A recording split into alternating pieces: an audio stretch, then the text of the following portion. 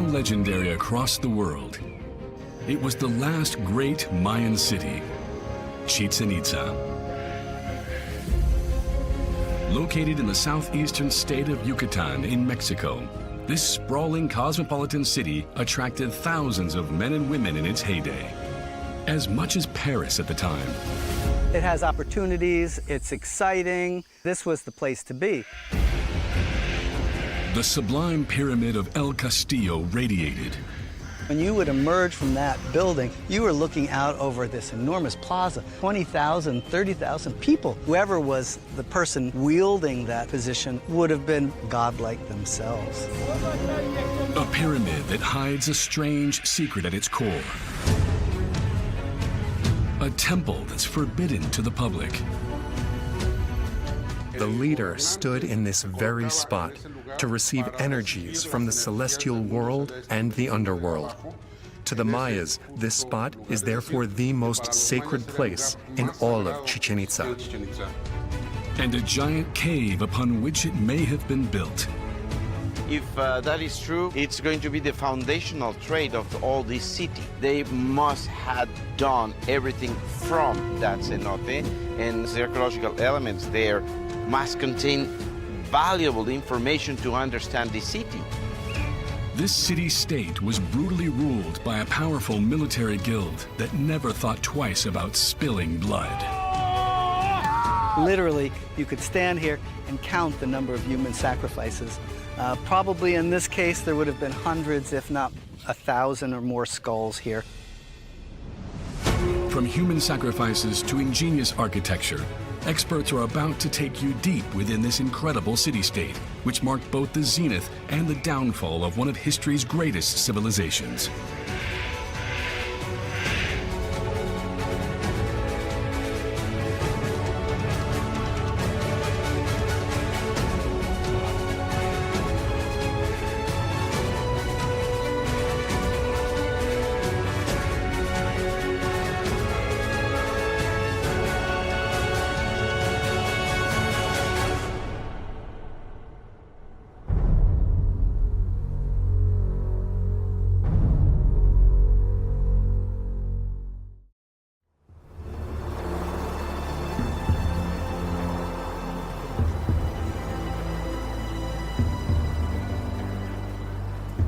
By the 11th century AD in southeast Mexico, Chichén Itzá had reached its apex. It is the most powerful Mayan city in all of Mesoamerica.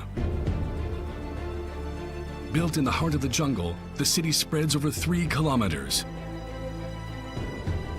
It includes dozens of lavish monuments. Among them is El Castillo, a pyramid standing 30 meters high, dedicated to the powerful snake god Kukulkan. It represents the city's religious center.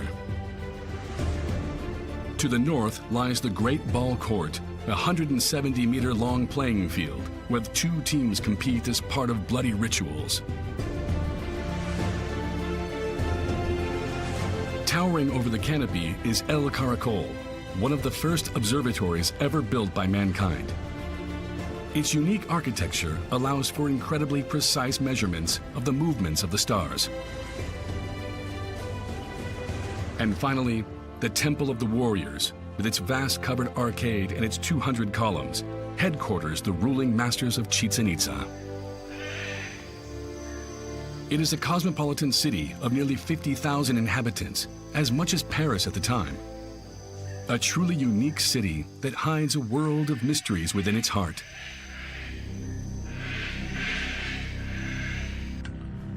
It is built over a network of underground tunnels that span kilometers, and caves so deep that even oxygen is sparse.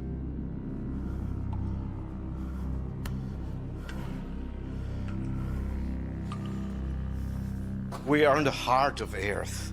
We are in the underworld. We are on the dark side of the universe. And yeah, this represented fertility, you know. The modern Maya from Chiapas said that the stalactites, and sometimes are dropping, are the breasts of the earth. They said that the stalagmites that grow on the floor are the phallus. And when they get together and form a column, the earth is copulating to make life happen. So here we are on the sanctum sanctorum of Maya religion and ritual and beliefs. If Chichén Itzá was built on top of caves, it's because they were essential to the Mayas. In their eyes, they represented the world of the dead, while also being the source of life. They were the stage for their bloody ceremonies and human sacrifices, when a priest would use an obsidian blade to carve out his victim's heart to satisfy the gods and assure the city would prosper. We have probably the earliest date in Chichén Itzá from this cave. It's a piece of charcoal taken on the mud of one of the walls that the Maya built to seal the cave. So probably a lot of the development of Chichén started on this very cave. It was hence from great depths that the world's largest Maya city and its incredible pyramids rose to prominence.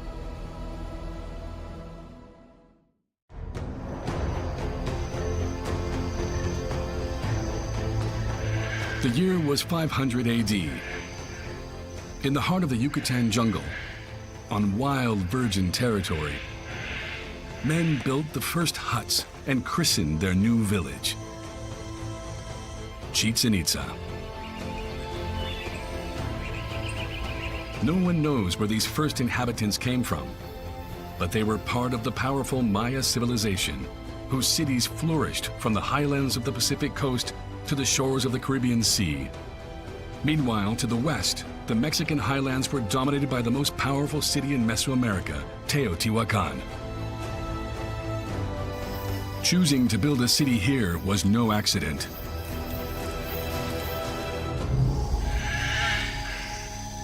This vegetal desert, the porous surface of which allows no lake or river to form, is actually home to an abundant source of fresh water, the Cenote Sagrado. This enormous natural reservoir is 60 meters wide and 40 meters deep, formed by limestone that eroded with rainwater. A water source seen by the Mayas as a gift from the gods. I do believe that the first builders of Chichén Itzá came here because of the cenotes. And this one in particular, the most important sacred cenotes in the Maya area. I believe this is the mother of all cenotes. If we're talking about ritualism, if we're talking about cosmogony, this cenote was used to give offerings to the gods. Many of the offerings which have been found within the sacrificial cenote come from cities in the southern lowlands. So it is very likely that people went to Chichén Itzá as pilgrims. Pilgrims that would strengthen the ranks of the Chichén Itzá population. And that's not all, because 700 kilometers away, a terrible drought struck the Maya plains. Tikal, Caracol, and Palenque, large cities with tens of thousands of inhabitants, experienced a mass exodus. Their all-powerful leaders couldn't soothe the anger of the gods. We are understanding in archaeology is that communities, cities, villages are not forever. So maybe these people had to leave and they resettle a new place to live. So we see a general rise in the Yucatan in general of cities and communities in the period 7 to 8, 8 to 900. Chichén was one of these places. With the big cities crumbling in the south and given its sacred cenote, the odds were in Chichén Itzá's favor to become a significant city. As a new order started to take shape, it began to work its way to the top.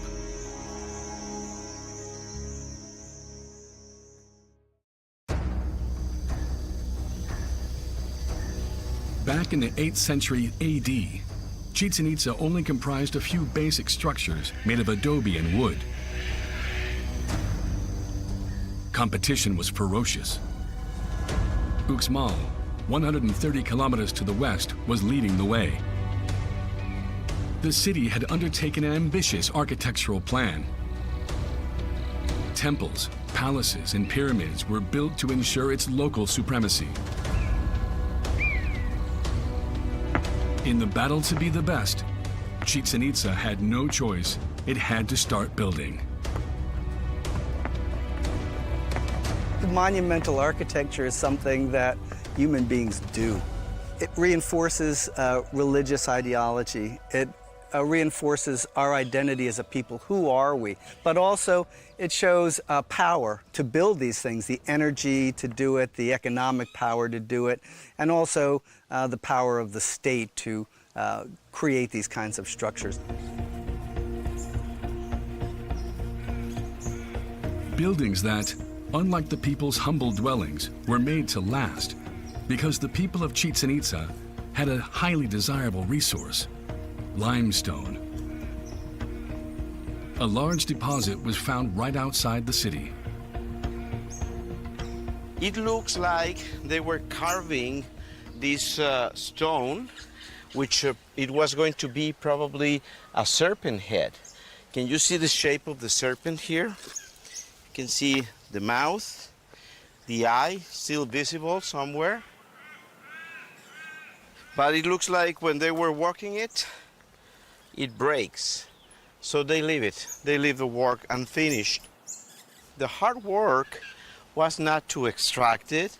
The hard work was to carry it all the way to the site. You imagine how many people they needed and a special technique. Maybe they push this stone through rolls of wood, logs, so it could be manageable. But it's amazing to believe the big city of Chichén Itzá is built with big pieces of stone like this one. Without the help of pack animals and using the sole strength of their arms, the Mayas crossed the jungle carrying the heavy stones for hundreds of meters. That's how the first pyramid was built, El Osario. At 12 meters high, it was built atop a 25-meter deep cave, which is connected to the temple by a staircase. It's a symbolic doorway to the underworld. Further south, Las Monjas, a 50-meter-long complex, was the heart of the city.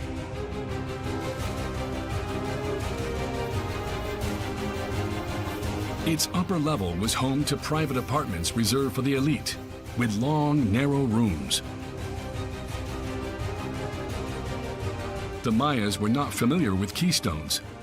The technique, which originated in the Western world, allows to distribute weight along the length of a supporting wall to create large open vaults.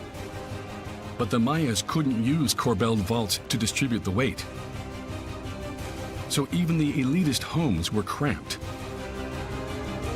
Such was the price of durability. This construction system is extremely durable. It's over 1,000 years old.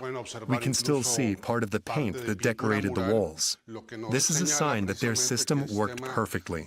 If their civilization had continued to develop, perhaps the Mayas would have figured out the solution, much like the Western world did. Below, buildings with impressive puuk-style sculpted facades, characteristic of the region, may well have housed the city's most powerful members. Over the doorway, this feathery kind of solary ring that's surrounding this individual, who's probably a high-ranking elite lord, if not one of the kings of Chichén. So here the Lord sits above in his throne or in this feathery space that's symbolizing an entrance into the underworld or a sacred mountain.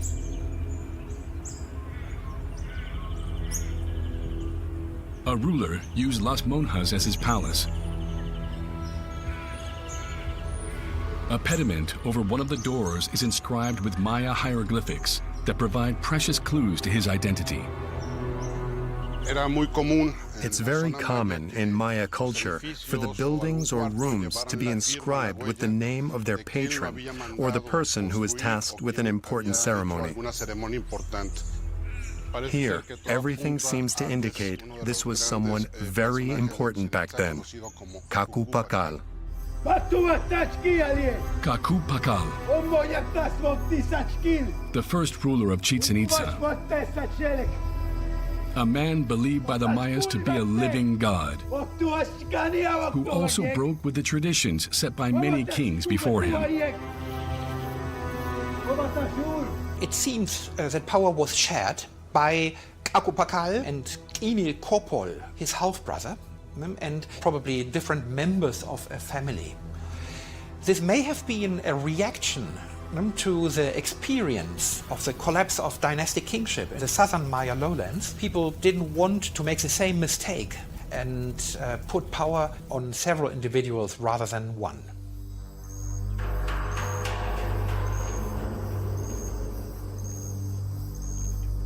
Like their ancestors for thousands of years before them, Kaku Pakal and his family drew their power from the stars.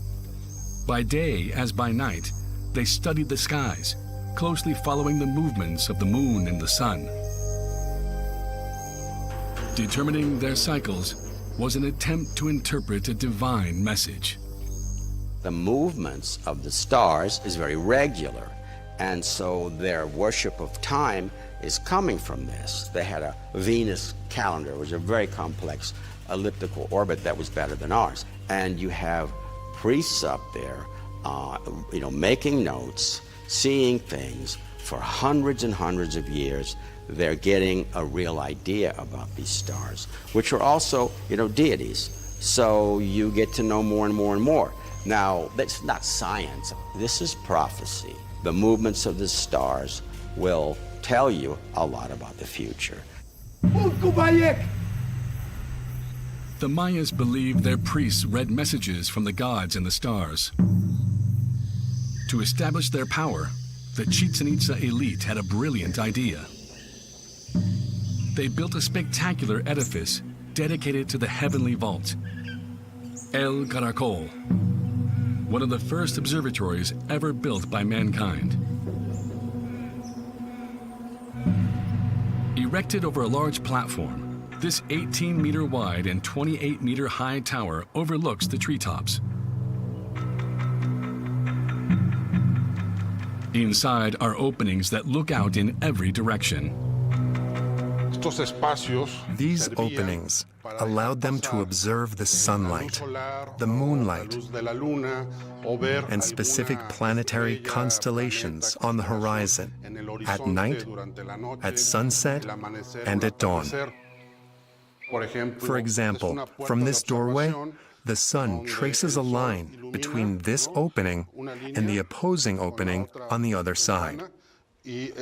That's how you know it's the winter solstice on December 21st. Heavily damaged, only 3 of the original openings remain intact today.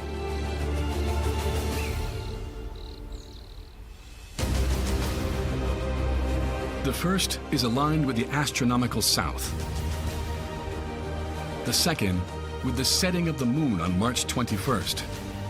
And the third faces the sunset on the autumn and spring equinoxes, as well as the northernmost position of the most sacred star in Maya culture, Venus. People have argued that the Maya had the original Star Wars because they used Venus in order to predict when to go to war and when not to. Venus was not the goddess of love, but a symbol of war. And so observation was more than just about the beauty of observing the sky. It was about controlling people, controlling politics, controlling the religious system, and so it's a powerful tool. On either side of the tower, 2 trenches trace its curve. Between 2 to 8 meters deep, their purpose remains a mystery to archaeologists. Recently, an engineer examining these decided that they were probably bases for moving screens. He argues that the Maya would have used gears and wheels in order to move these big wooden screens. These two screens could have been activated when needed. Moving the screens would have allowed for a greater number of precise observations compared to using only the naked eye. And if that's the case, that would have provided another really powerful source of astronomical observatorially ability. Now again, that's speculative and is not being published or written up by archaeologists. However, those ditches or those areas do exist, and an explanation is needed. With its one-of-a-kind Maya observatory and all its lavish monuments, Chichén Itzá quickly rose to power in less than a century. But there was one essential developmental component the city was missing: control of precious commercial routes. The masters thus launched an offensive in the north, near the port city of Islas Cerritos.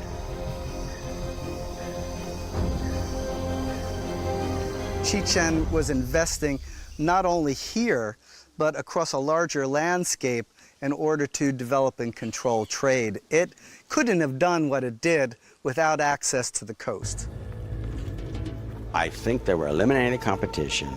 They would get control of all the trade routes. I mean, I think they were a predatory state. I mean, they would get booty and all of that. But if you look at what happened in the period, not very long period, afterwards, or maybe even during, they were extending a trade empire. Their conquests allowed Chichén Itzá to control a territory of 100 kilometers and gave it direct access to the sea and a strategically valuable resource: salt. A lot of Mesoamerica itself didn't have access to salt. And in fact, Islas Cerritos is very close, within a few miles of the beginning of some of the most important salt-producing areas in Yucatan. So I think it's pretty clear to me that Chichén was controlling the production and distribution of salt as well. So it was an important resource, I believe, for the Chichén state. Chichén Itzá became the greatest economic power in the region. From Islas Cerritos, canoes loaded with precious merchandise could reach all of Mesoamerica. It's a huge canoes, and it's very efficient. Why would you go so far? It's by water, but what really makes it efficient is you don't have to go through other kingdoms. We're gonna give you lots of trouble. You can swing out into the oceans. And what Chichén did was, in order to acquire and move these luxury objects, Chichén established coastal ports from Belize to the Gulf of Mexico. From the coast, Chichén Itzá's merchants went deep inland, all the way to the Mexican highlands. A journey that took them some 1,500 kilometers away to Tula, the powerful Toltec capital. The ensuing encounter was about to completely transform Chichén Itzá.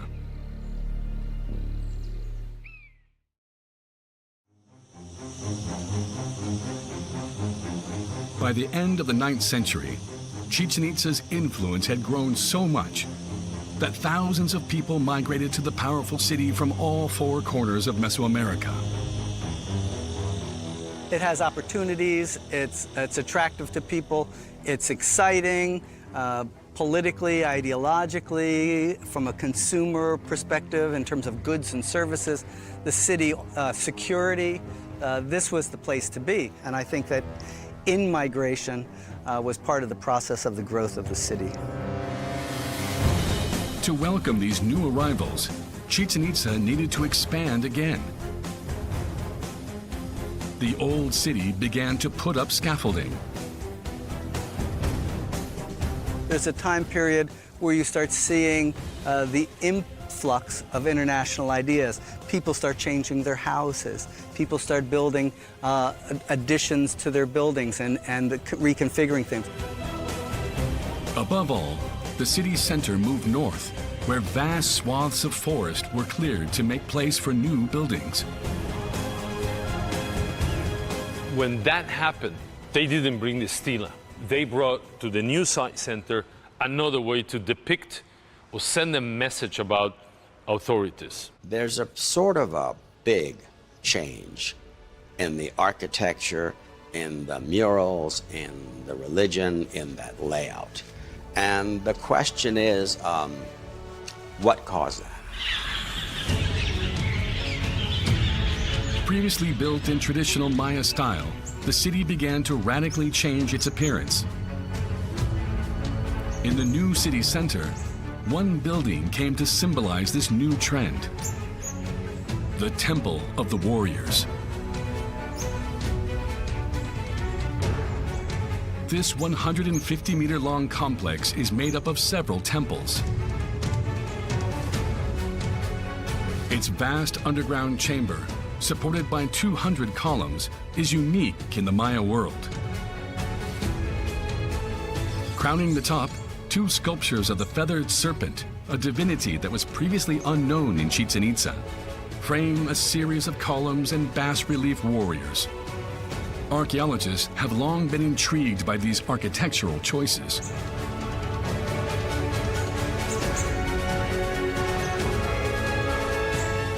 The structure of the platform, the central stairway, the use of columns in front, this open space, the Venus figures, the feathered serpents, all of that is similar to what we see at Tula.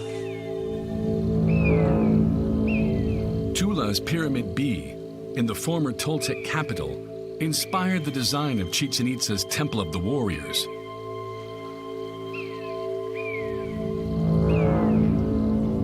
A side-by-side comparison of the blueprints of the two buildings reveals an almost identical structure.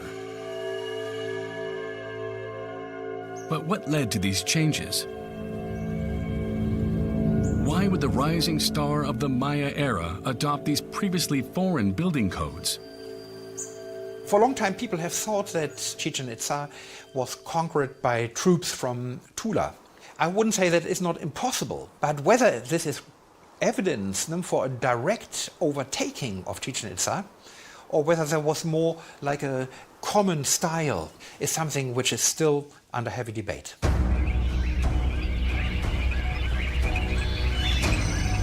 Whether a Toltec invasion took place or not, there's no doubt that the two cities are closely affiliated. Chichén Itzá adopted the codes of its distant Mexican cousin. A change in style that coincided with the death of Pakal and a comprehensive reorganization of power in the Maya city. There's clearly a shift in the political organization. This divine king is no longer celebrated. What we see is the celebration of warriors. So it's probably a place where the social groups, the different warrior societies, came, interacted, carried out their official business, and it probably was exciting for young men to have an opportunity to publicly display their military prowess and abilities. So in some ways, I think this was a place where people could increase their social status by participation. The Temple of the Warriors became the symbol of the new masters of Chichén Itzá. A powerful guild of soldiers that planned to impose their will upon the city and beyond. Once admired, Chichén Itzá was now feared. Military power was so much more important at Chichén than the Maya centers and more organized. These temples are temples of warrior guilds, like unions. And so they would gather there, and obviously they would have a lot of power. And then what were all these Chichén people dressed up like warriors with warrior guilds? What were they doing? Playing chess? It's war. Cenote!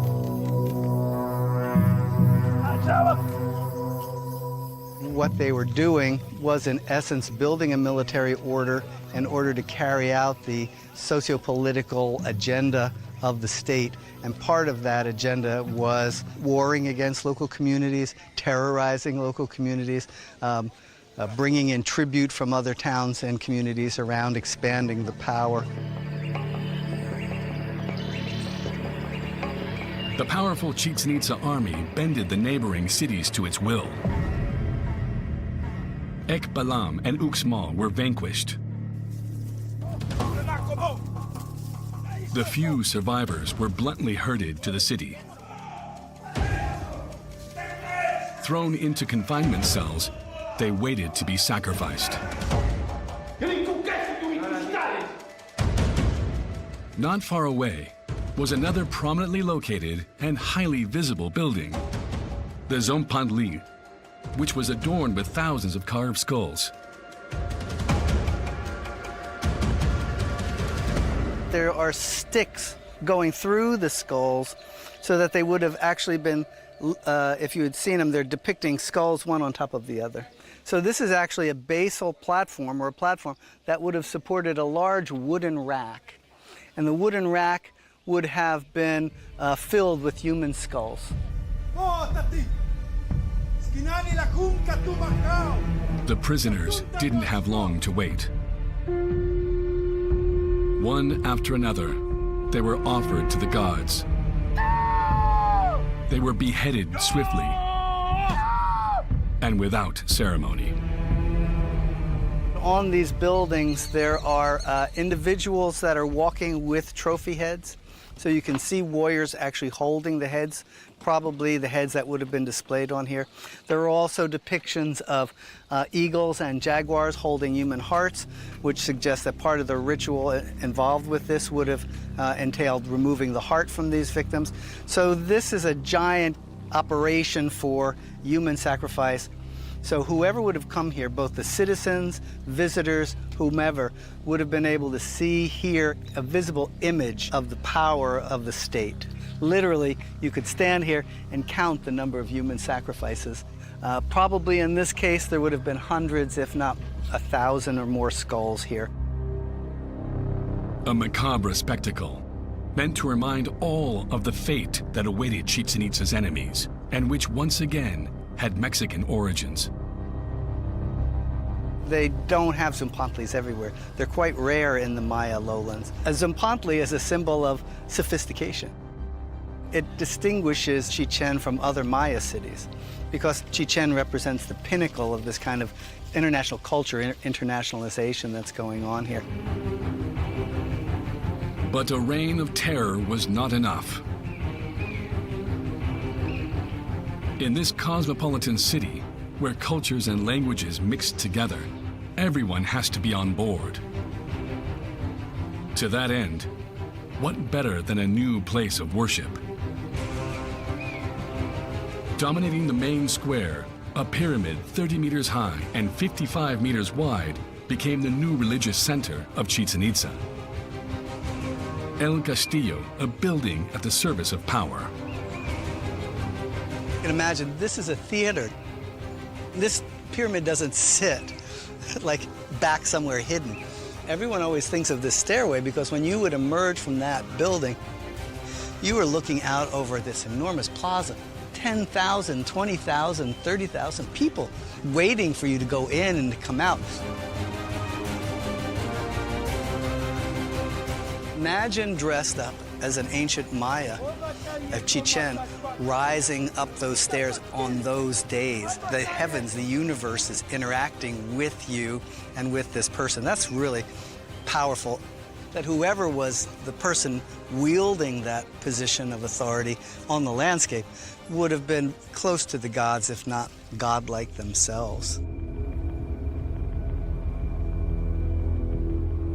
Here, thousands of faithful followers worship the new god of the city, Kukulkan, the feathered serpent.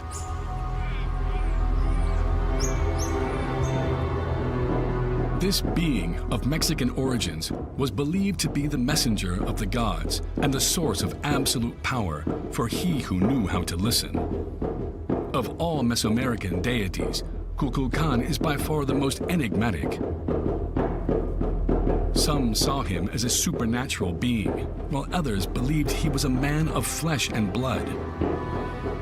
Between myth and reality, the true nature of this serpent god seems to have been lost in the fog of history. Did Kukulkan exist? I would say, yeah, it's a mixture of the human being and divinity. The key thing is here is where does the human being influence ends and where does divine figure appear?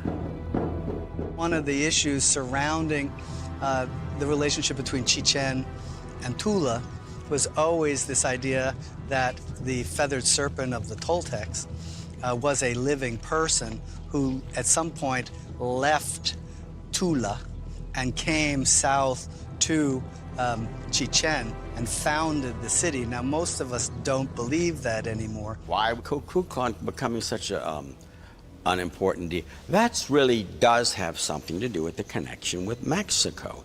He's a big deal over there. He may have been a deity which was regarded as a leader of the foreigners, or somehow associated with the foreigners that came to Chichén Itzá. By dedicating El Castillo to Kukulkan, Chichén Itza's elite formed a powerful bond between the Mayas and the communities of central Mexico and ushered in an era of social peace. El Castillo thus became the most sacred place in the city, connected to the most sacred star, the sun. This building didn't just sit on the landscape, it interacted with the landscape, particularly with the sun, for example. There are 91 stairs on each side. With the top, that's 365. So it's a space that is representing the year.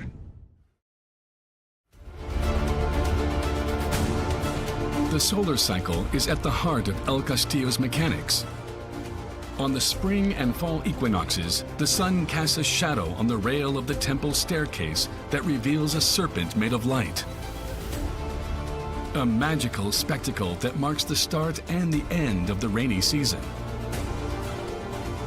During the course of the day, as the sun moves, the balustrade actually looks like a writhing serpent. And in the morning, it comes down from the heavens, and in the evening, it ascends back up into the heavens.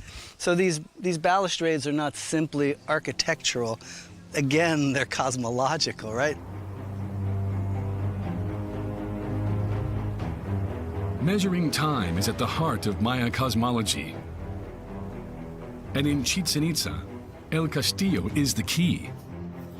In 1930, archaeologists made an incredible discovery.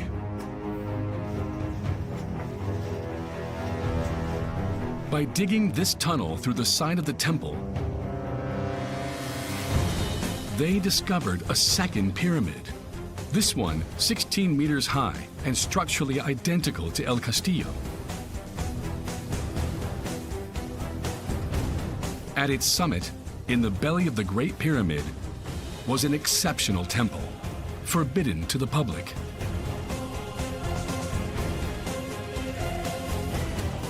We learned that its construction was tied to the way their calendar worked. Every 52 years, the Mayas added a layer to the structure. We're here in the second one, and it's very likely that beneath us lies the first construction level of the structure. 52 years, a length of time that's far from arbitrary. Because the Mayas actually used two calendars. The Hab, which is comprised of 365 days, symbolizing the solar cycle, and the Tzolk'in, a ritual calendar of 260 days, divided into 13 months of 20 days each. 3 wheels of time that synchronize exactly every 52 years. By building their pyramids like Russian dolls, the Mayas prevented pillaging of the pyramid preceding El Castillo, a temple that hides one of the greatest treasures of Mesoamerica, the red jaguar throne. The jaguar is the symbol of the underworld. The leader stood in this very spot to receive energies from above and below, from both the celestial world and the underworld. To the Mayas, this spot represents the most sacred place in all of Chichén Itzá, a place where only the leader of the city was allowed to enter.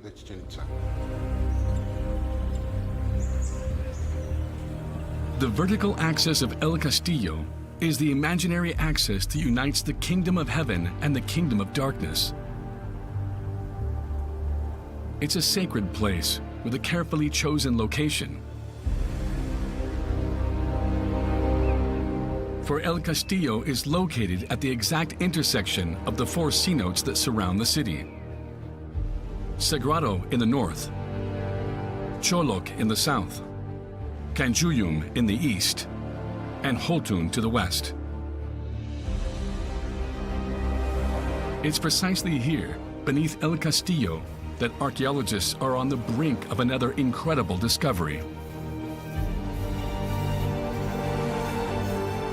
Using electrodes, they discovered a 20-meter high and 30-meter wide cavity, a mere 5 meters below the surface. El Castillo was seemingly built on top of an enormous cave.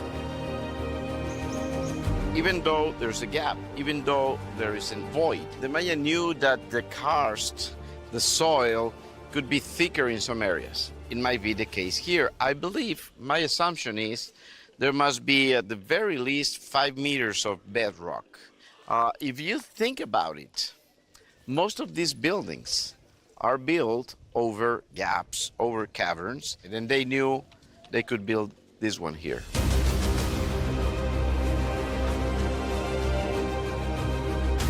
Only new excavations will determine whether there really is a fifth cenote here. A discovery that could provide precious new clues about the origins of the city.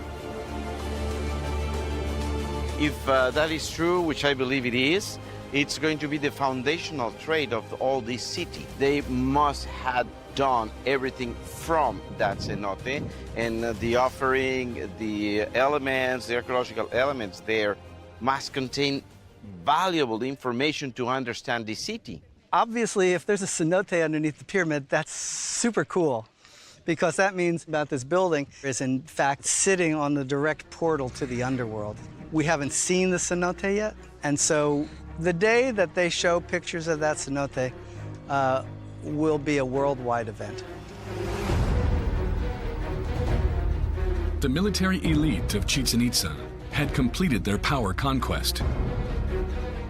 The city was in their hands, and the surrounding towns had been subjugated. But in order to keep the peace, a social outlet was needed. To that end, what better way than a ball game? The elites of Chichén Itzá thus had an enormous playing field built. 168 meters long and 70 meters wide, its rings hung some 9 meters off the ground. Spectator stands were built on both ends of the field. Along with a temple for the upper class, it was the biggest ball-playing field ever built in Mesoamerica. The idea of building a ball court like this is saying we're the most powerful city-state in Yucatan, and there's no one who could compete with us on the playing field or building a playing field like this. This is an important political statement. In this 2,000-year-old sport, two teams battle on the field to score points by sending the ball through the opposing team's ring without using their hands.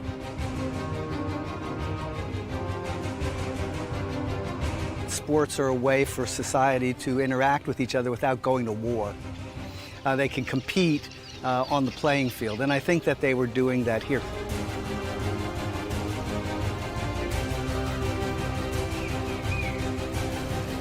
If we're standing here, let's say 900, 950 AD, what you would see here is not just this plain stone. All of this stone would be covered in stucco. It would be brightly painted, red, green, blue, yellow, so that it would have looked fantastic.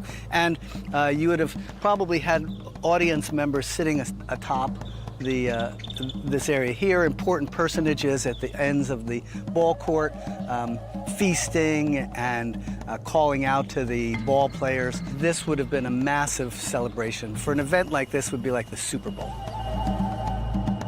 A game that players were hand-picked to play. But unlike American football, the game ended very differently. At the end of it, the losing players were sacrificed. If we were in medieval Europe, like jousting matches, these were the elites that jousted. The masses might watch, but the people on the playing field were the upper class. So they're not just sacrificing a poor peasant, they're sacrificing a lord. I'm sure there were people who did not agree, but I think what was expected of you was to agree. It's an honor to be sacrificed, and in fact, it's essential for you to be sacrificed because the idea of rebirth and death, of fertility and growth, all of these things are connected to the sacrifice. So the ball court and the ball game are kind of like a machine designed to make the world go. Although the city's inhabitants thoroughly enjoyed the show, the gods seemed indifferent to the bloodshed. Because beneath the city, the water reserves were dangerously dropping. After just 3 centuries of existence, the city began to run low on resources. The priests increased the number of ceremonies, invoking Tlaloc, the god of the rain, and made offerings in vain. It looks like all this happened in a time of drought. There was problems up there. There was no rain. So one hypothesis is we are desperate for water.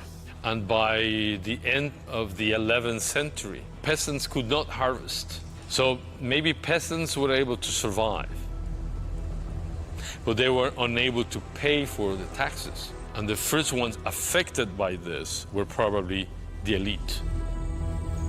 Deprived of their subsidies, the city's elites are said to have simply disappeared. And along with them, the administration, the bureaucracy, and eventually the state. Yet not all archaeologists find this explanation to be convincing. This was probably a difficult city to manage. There were lots of different people with lots of different values and norms here compared to a typical Maya center. Trying to keep them all engaged and connected to the system may have been one of the biggest challenges that they faced. One of the things you think about is, look at the Soviet Union. There was no war. I mean, there was no calamity. There's no aliens. There's no comets smashing, and it just fell apart. And so systems can fail without major kinds of events causing them. Was Chichén Itzá the victim of a disastrous climate event? Or did it crumble beneath its own weight? No one knows. One thing is certain. The powerful Maya city has never ceased to fascinate anyone who's been lucky enough to admire its temples. After Chichén Itzá collapsed and was abandoned by the majority of its population, it continued to serve as a place for pilgrimage. And it was never forgotten by the local population. When the Spaniards came in the 16th century, one of the first settlements was constructed over the ruins of Chichén Itzá. And thus, the story of the last great Maya city comes to an end. An extraordinary city that marked the zenith of a 4,000-year-old civilization. One that continues to leave archaeologists wondering.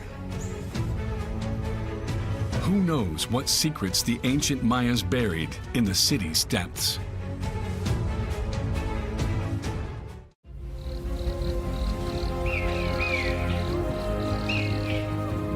Who hasn't dreamed of these pre-Columbian temples?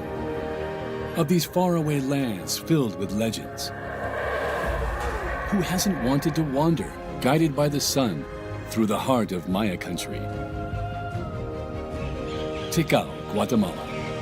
This city, a genuine treasure of mankind for over 2,000 years, has been captivating visitors ever since it was rediscovered in the 19th century. The way they build these huge, tall, incredible structures. Imagine these buildings more than 1,000 years and they're still there. That's impressive.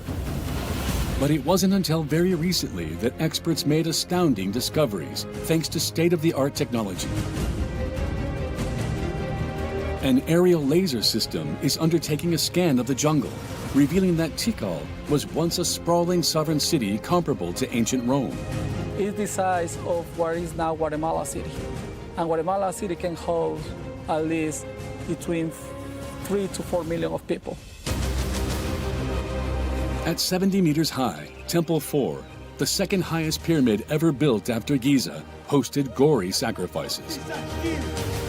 At its base, a hidden tunnel unveils the secrets behind the extraordinary ingenuity of the Maya civilization. You can make jokes to the Egyptian archaeologists when you see them about their sad little pyramids. A gigantic citadel buried some 10 kilometers from the city's center. Fratricidal wars, a voracious appetite for sacrifices, architectural genius, and a mastery of science and astronomy. All part of the Odyssey of Tikal, the most bewitching Maya city and of its builders, from its expansion to its mysterious disappearance.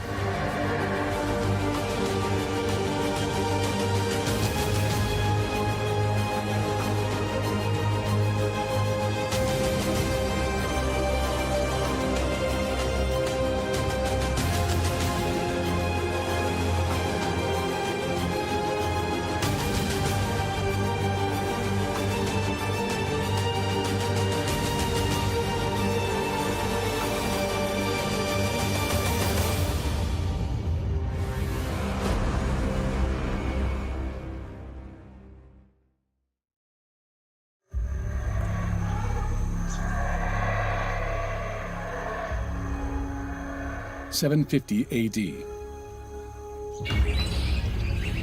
In the heart of the deepest jungle of the Petén region in northern Guatemala rose the city-state of Tikal, the largest Maya city ever built at the time.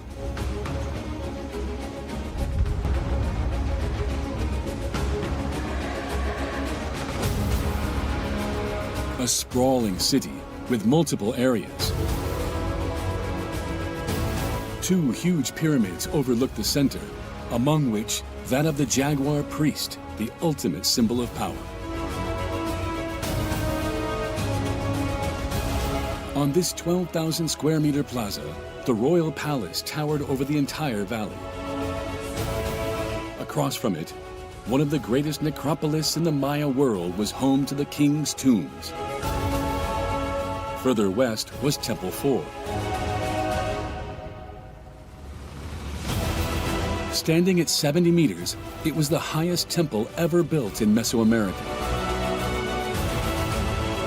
Moreover, an ingenious hydraulic system carried water across the entire city.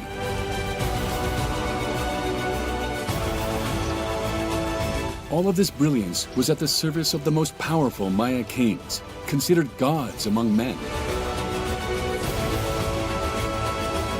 This is where they flaunted their power in front of hundreds of thousands of people during massive ceremonies. It would have been an amazing spectacle and a great source of power. I mean, they had wars and so on, but if you're a ruler of one of their vassal states that's, 100, 150 kilometers away, you would come to this and you would have the honor of being a participant. The theater is the thing.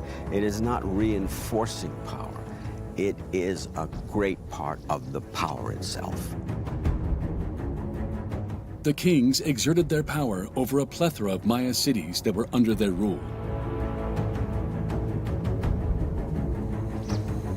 And yet, in just a few decades, the mighty Tikal would mysteriously sink into oblivion.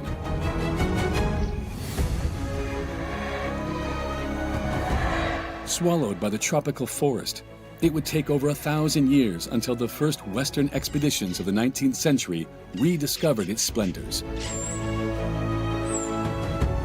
But the majestic city didn't immediately give up all of its mysteries. Some of its secrets are about to be unraveled thanks to a revolutionary tool: LiDAR. It's a surveying method consisting of a super powerful laser aboard a plane that can see through the tree canopy and reveal the slightest fluctuations in the terrain. Now LiDAR is our X-rays. We can see the landscape. We can see every single modification the Mayas did. Not just only the major architecture features. We also can see areas where they were farming. They were almost invisible for us. Over 2,000 square kilometers of forest have been scanned, allowing the discovery of 60,000 previously unseen human structures. LiDAR has far exceeded the expectations of the archaeologists. It reveals the city had a completely different size, one much greater than all previous projections. We used to have 16 square kilometers. Now we have 75 square kilometers. And with the peri-urban area, it's around 527 square kilometers. It's the size of what is now Guatemala City. And Guatemala City can host at least between 3 to 4 million of people.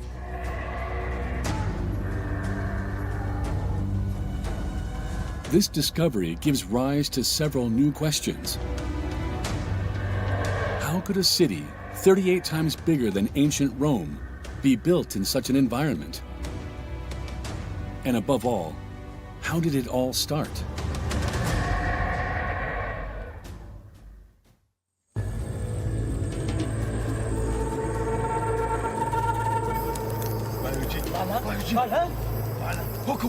Around 800 BC, a first community made its way to this steep location overrun with vegetation. Yet it was there, in the middle of the jungle, that these nomads chose to settle down. Where do they come from? That's a puzzle. All the Maya territory was in movement all the time. It's like a soda water in a cup. You start to see a lot of bubbles. And that's where things is happening here in the lowlands. You start to have a lot of communities that were moving around this landscape, hunting and start to farm. These first inhabitants were soon joined by others that swelled the ranks. What was a simple community turned into a village. Tikal was born.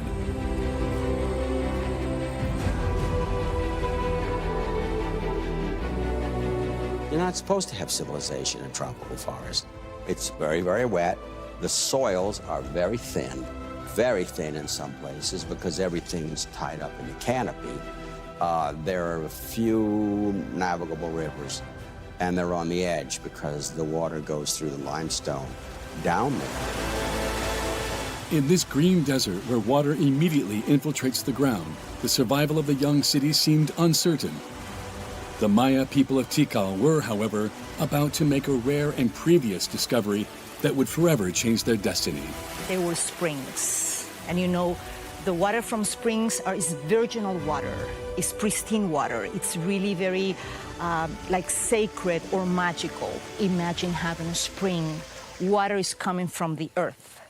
That will give you an extra significance to the landscape. A blessed land on which the inhabitants of Tikal would erect a first temple. The Lost World Pyramid. Located in the southeast of the current city, this pyramid was rebuilt on several occasions. When they build the first structures, they want to build another larger. What they do, they cover this one and they start to make another one on the top. It's like you're looking at an onion when you cut it and you see different layers. The earliest layer will be here in the bottom. And that's where they found over here in 1980s. Then it's one of the oldest structure in Tikal. This 30-meter pyramid actually conceals 5 other older ones. The first was built in 600 BC. It was only 3 meters high and 24 meters wide. Despite its modest size, it became the nerve center of the Tikal community. From the top, priests used to observe a spectacle orchestrated by the gods themselves. The heavenly vault and its myriad of stars. You have priests up there, making notes, seeing things for hundreds and hundreds of years. They're getting a real idea about these stars. The movements of the stars will tell you a lot about the future. They also tell you when maybe you need to do some rituals or sacrifice. Being able to predict the future was the key to the immense power reserved to the local elite.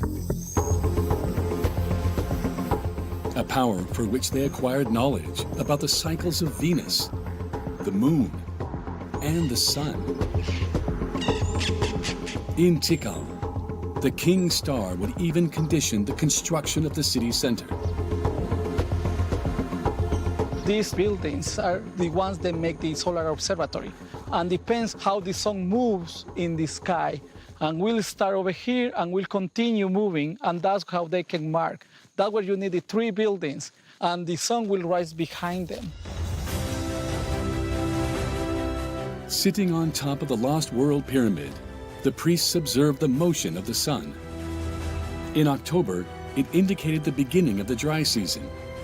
In April, the start of the rainy season. That's how the perfect orientation of the temples symbolized the winter and summer solstices. The Maya used this system to figure out when to sow and when to harvest. Of all ancient civilizations, they would become the best astronomers. It wasn't astronomy, this was astrology. They weren't trying to refine science or something. And there really is this, it's not just Mesoamerica, all around the world, Stonehenge or whatever it is, this is something that people record. But the Maya got such a good control of it. That's one of the reasons they worship time. It was so regular and impressive.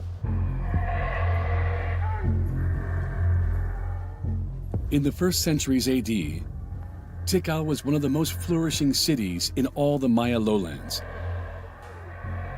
But its fate was about to be shaken up by an unprecedented event.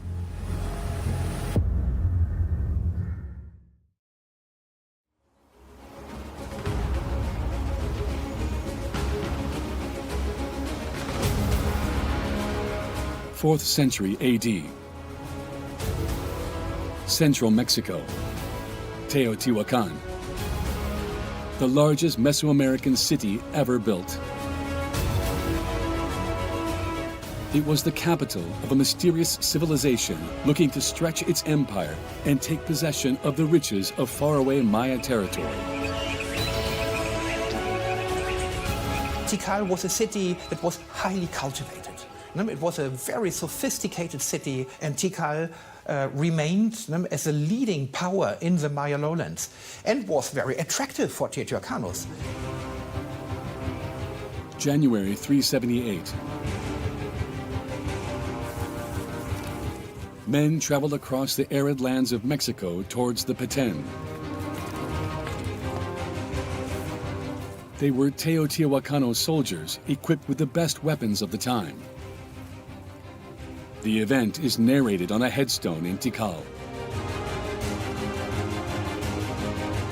The text on Stela 31 tells us that in 378, at the same day when the foreigners arrived, the king of Tikal died. This is clearly not a peaceful arrival of just a few merchants. We are talking about soldiers here. And they established a new dynasty. Teotihuacan seemed to have subjugated Tikal. But not everyone agrees. I tend to think that it may be a bit exaggerated. I mean, You know, it's not like now. It's like Napoleon said, armies, travel on their stomach. There's a lot of people who come along to help support. You better show me, commoners, pottery, the people that came with them. And we don't have anything like that yet. While no archaeological evidence confirms the invasion of Tikal by Teotihuacan, other elements have shown that the two cities maintained commercial ties well before 378. Then what role did the Teotihuacanos play in the Maya city? Thanks to LiDAR, and for the first time ever in Tikal, archaeologists are about to unravel its mystery. LiDAR is showing that before they thought there was a natural hill, now you can see it's very similar to La Ciudadela of Teotihuacan. And that's where we think that maybe it was a Teotihuacan barrio. Some 1,500 kilometers away, the Citadel is one of the three major temples in Teotihuacan. It's a gigantic structure comprising a surrounding wall, a vast courtyard, and a temple. Its shape is strangely similar to the image detected by LiDAR. A few hundred meters from the center of Tikal, in the midst of the tropical forest, initial excavations seem to confirm the archaeologists' hunch. This is the eastern structure facing west, and this is the area that we think is very similar to Teotihuacan. So we want to prove these people, they have the knowledge of Teotihuacan, they know the culture, they know how to build these structures, they know the meaning of that kind of architecture, and that's what we are trying to prove with this excavation. Pending the results of these excavations, other elements prove the influence of the remote central Mexican capital. Near the Lost World Pyramid is a temple that has Teotihuacan written all over it. This is how we call it in Mesoamerican architecture, talud tablero. It's a type of architecture that is very common in Mesoamerica. Then you're going to have a talud. There is this wall over here, and a tablero that you can see it here in the top. Now we only can see the stones, but before, like 1,000 years ago, these structures were painted and covered with a plaster. Most of the buildings here were painted in red. And sometimes the tableros were used also to depict some type of art. Already widespread in Teotihuacan, the talud tablero technique became highly popular in Tikal. The people from the ancient Mayas, they knew about the symbolism of this type of architecture. And the elites from here tried to emulate those type of architecture. There was a fashion, but also was make the tight connections between them and the elites of Teotihuacan. Now an ally of the most powerful city in all of Mesoamerica, Tikal became the nerve center of Petén and extended its influence all the way to Copan. But the domination was short-lived. In fact, 2 centuries later, when the Teotihuacano Empire collapsed, a weakened Tikal was conquered by a rival city, Calakmul, located about 150 kilometers to the north and led by the Khan dynasty. Destitute of its prestige, would Tikal ever rise from the ashes?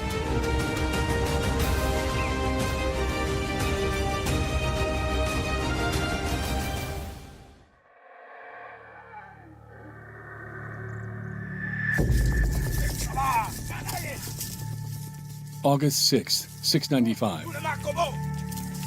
The faithful soldiers of Jasa Chan Kawil, new king of Tikal, savored their revenge. After 130 years of submission to Calakmul, they had just won a decisive battle. Humiliated, the survivors in the rival army could only await their sacrificial demise.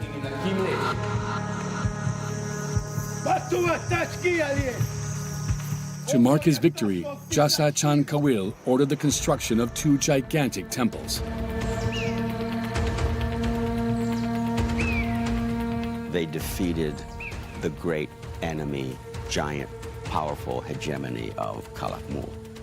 And he wanted to make a statement. We're back. And so these temples are very different. They do not have temples inside of them. They were not built. Most of the temples are like Russian dolls. They were built all at once, all of them, which is amazing. The Temple of the Mask would comprise 4 massive pedestals and stand 42 meters high. Across from it, the Temple of the Jaguar Priest embodied Jasa Chan Kawil's absolute power. It would reach 47 meters in height, becoming one of the symbols of the city. When you see this architecture and some of the other things the Maya did, you know, they say it must have been space people, the way they carved jade, it must be aliens or something. But they had all these clever techniques.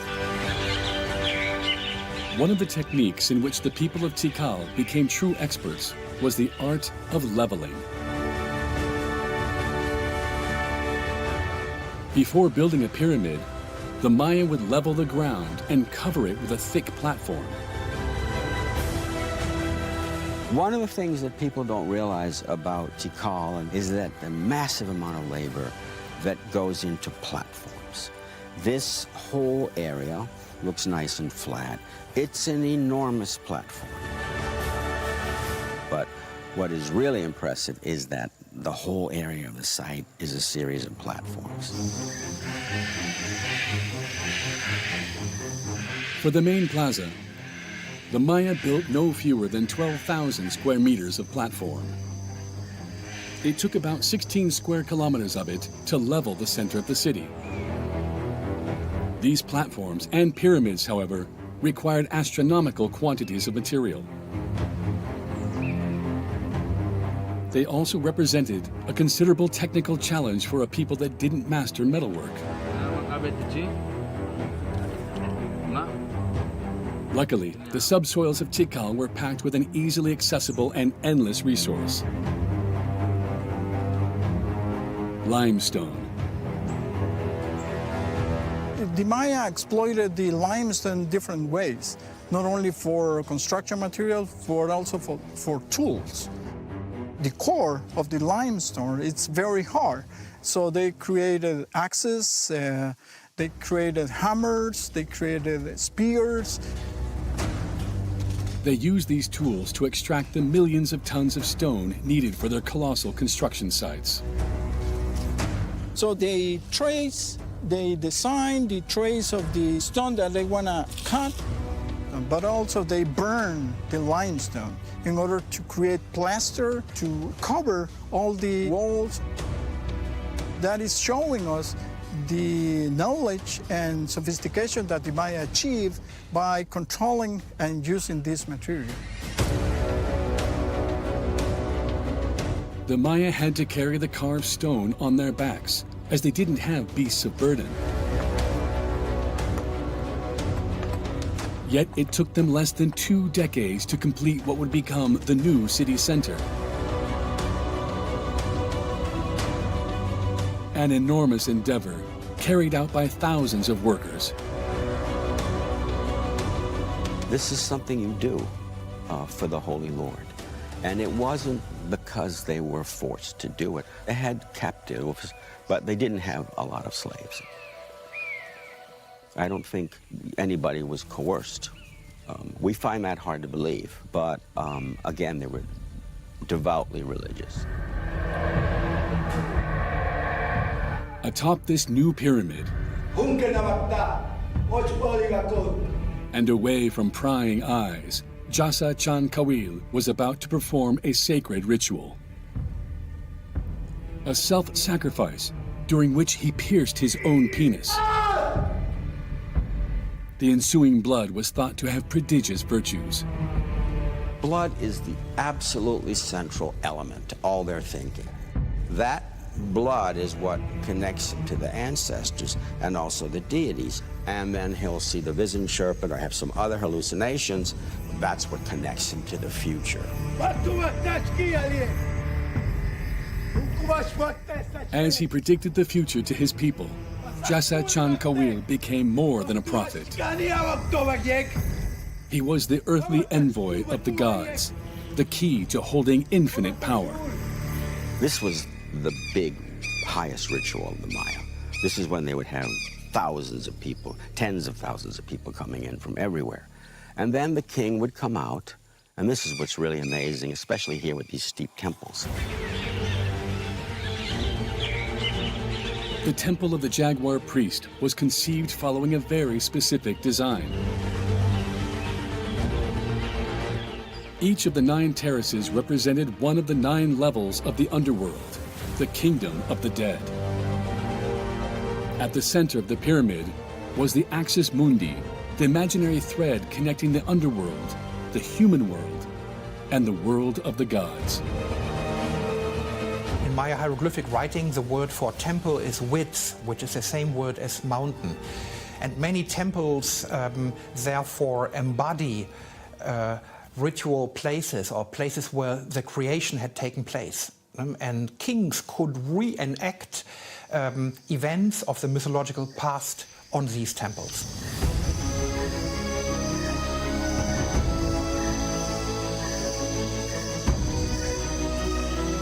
But in the meantime, it was south of the main plaza that Jasa Chan Kawil would reign over the world of the living, in a palace overlooking the entire valley.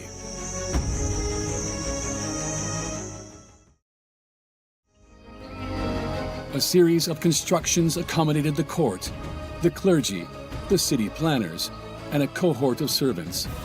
Between 200 and 300 people lived around this inner courtyard, all in the service of the king.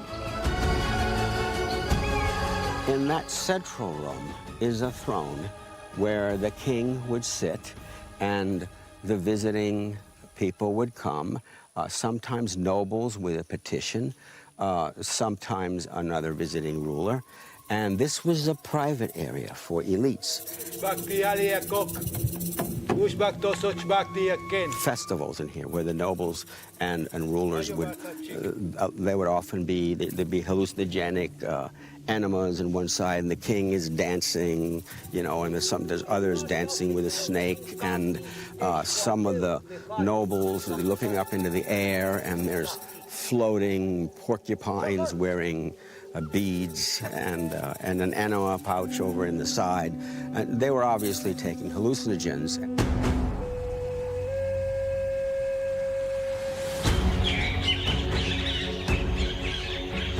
Initially 3 stories high and 215 meters long, the palace was a maze of long and narrow rooms.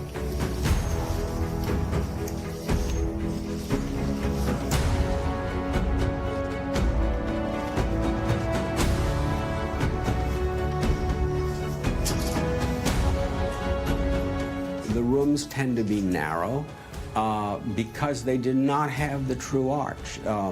They had the corbelled vault, they call it, which the stones, it's like a child with blocks building this stone, and then another one closer, another one closer, another one closer, and a capstone. So it's unstable, has a tendency to collapse. That's because the Maya didn't know about the keystone. Well known in the Western world, that technique allows to transfer the weight of an arch to the retaining walls. But since the Maya used corbel arches, nothing allowed the forces to be distributed. This sort of long, narrow, high style that was really a result of, technology, they embraced it. And so they built their temples that way, with the roof cones and so on. Because there would be wooden things to sit on with beautiful pillows and curtains, and it would have been a beautiful little room. The year was now 734 AD. It saw the death of Jasa Chan Kawil after a reign of 5 decades that left a profound imprint on the city.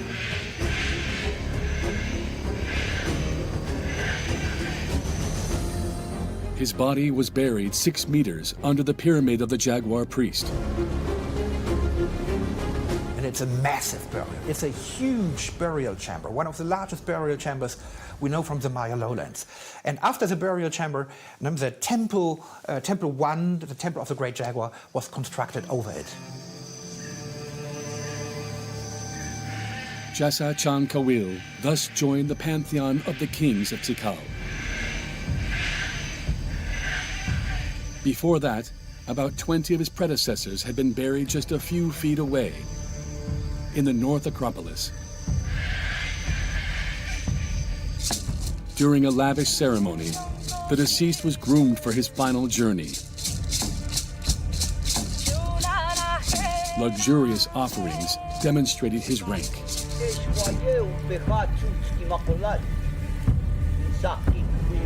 They buried their dead under the floors.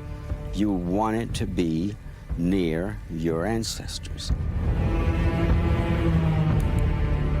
And if someone was important, they might turn that eventually into a shrine, and it would become bigger. And here, especially in Tikal, one structure would then grow into a temple. This is one of the great unique things of Tikal, that you have one place where they are all buried. It's a cemetery of kings. About 100 temples were built on top of one another over the course of centuries. Some of them covered monumental sculptures of Shak, the rain deity. Tikal reasserted itself as the staple city of the Peten. Its future king would have to defend that status, which aroused the envy of the neighboring cities.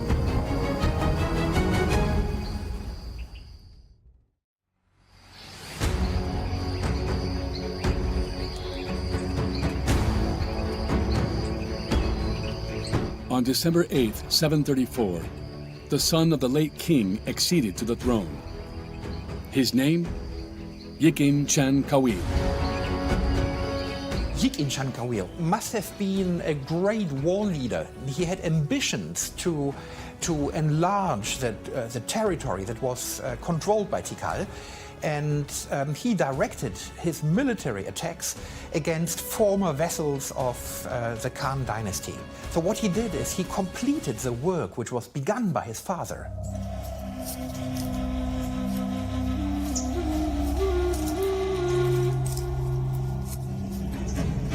Yikin Chan Kawil sent his soldiers to wipe out the last resisting bastions of Khan faithful. He thus consolidated the borders of this empire. But flooring his enemies wasn't enough. It's just like Renaissance Italy in that the battling was not just war. It was who has the best rituals. Look at the temples, you know, who has the artists. Exactly like the Renaissance. To reinforce his power, Yikin Chan Kawil embarked on the construction of a temple more ambitious still than his fathers before him. Temple 4. Now covered in jungle green, it peaks at 70 meters. It is the highest temple ever built in Mesoamerica. The inclination is really, really steep. And the amazing thing is these steps, they go down like 200 meters. And the king would genitally bloodlet. Imagine if you had just lost liters of blood, and then you would process with 200 pounds of equipment down these stairs in a dignified way. And they had to train the princes probably from the time they were 5 or 6 in doing this. And I know of no case that is recorded anywhere of a king falling, because you're dead if you fall. So I mean, it's just, that is also impressive. I wouldn't want to be a Maya king, by the way. Temple 4 featured a dizzying slope of 82 degrees. How did the Maya design this pyramid that remains intact some 1,300 years later? In order to understand, archaeologists dug up a tunnel to the heart of the pyramid. Much to their surprise, they discovered another structure inside. We are right now in front of those walls. We were thinking that that was an earlier version of the temple. But once we saw all the way on both sides and in different sides of the structure, we come to the conclusion, talking with the masons, this was not an earlier version, but a construction beams. Some 250 cells, each 4 meters in length and 1.6 meters in height, were appended to one another all the way to the top, like a giant beehive. This structure supported 119 cubic meters of backfill and prevented the pyramid from collapsing under its own weight. Architects, Tikal are recognized to have been one of the best in the Maya area. They knew they had to do something. I mean, they were afraid it would fall down. I think, don't you think that it's possible that, just like in Egypt, there are somewhere around here earlier experiments that failed, and that's how they learned to do this? Because, you know, in Egypt, the collapsed pyramid at Medum and the bent pyramid, you know, this is steeper, and it didn't collapse. So you can, like, make jokes to the Egyptian archaeologists when you see them about their sad little pyramids. Yeah, you know? This is a lot of stable, right? Yeah. And it is still in here. In order to support the colossal weight of the pyramid, the Maya had to stabilize the ground. To that end, they built a platform 5 meters in thickness and with a surface area of 15,000 square meters. A layer of stucco completed the construction. We are standing right on a floor that is about 10 centimeters thick. Can you imagine the amount of wood burned, that amount of limestone in order to just get this floor done? That was a huge effort. And this platform is on top of the bedrock, so it couldn't be more solid.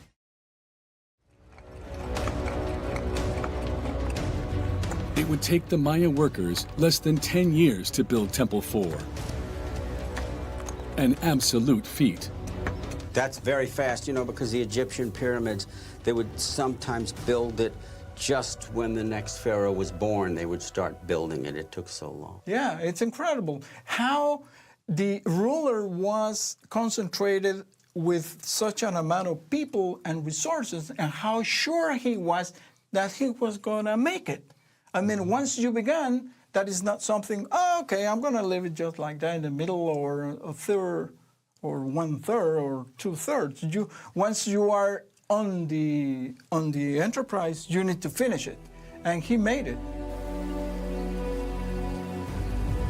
The construction of Temple 4 marked the apex of the city.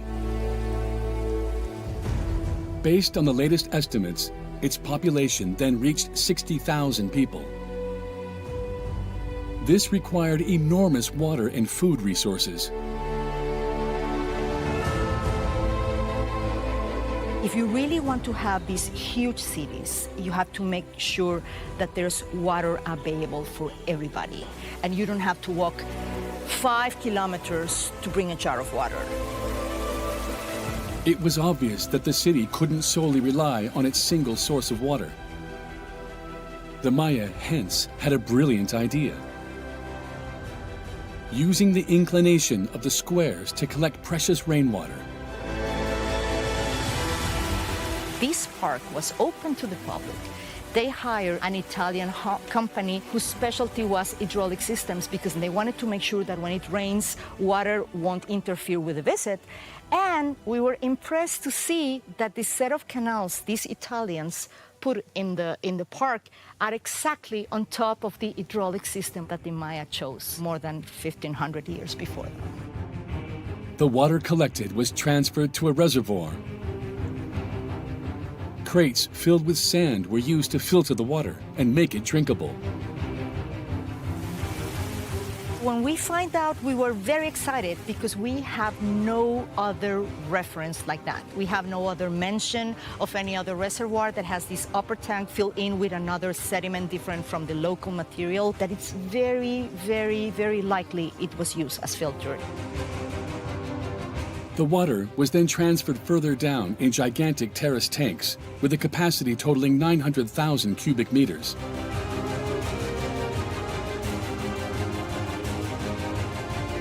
To control the flow, 2 huge dams were built. 80 meters wide and 10 meters high, they were carved out of the rock and ended with a wall. Blocked with wood or stone panels, the pipes, 30 centimeters in diameter, allowed to check water quality in each basin. This complex system required a significant workforce. State will be in charge to keep them working, to keep them clean. Therefore, if they do that, they will have the control to tell who can go to these reservoirs, how much water can you take, and all that. And they will make sure that water flows through in the canals. But that's an assumption. We think that's the way it works. The Maya were able to take advantage of a hostile forest and steep terrain. Pre-Columbian cultures, they were the first landscapers. And if you look at all the maps of the Maya cities, they have like a very good order in organization and in the settlement pattern space they're using. It was this ability to adapt that allowed the Maya to farm enough to feed the tens of thousands of locals. Corn, beans, and wheat highlighted the richness of the city, which continued to attract new migrants daily. With 80 to 120 inhabitants per square kilometer, equal to the current population density in a country like France, it was one of the densest cities in the world at the time. How long would Tikal sustain its exponential growth?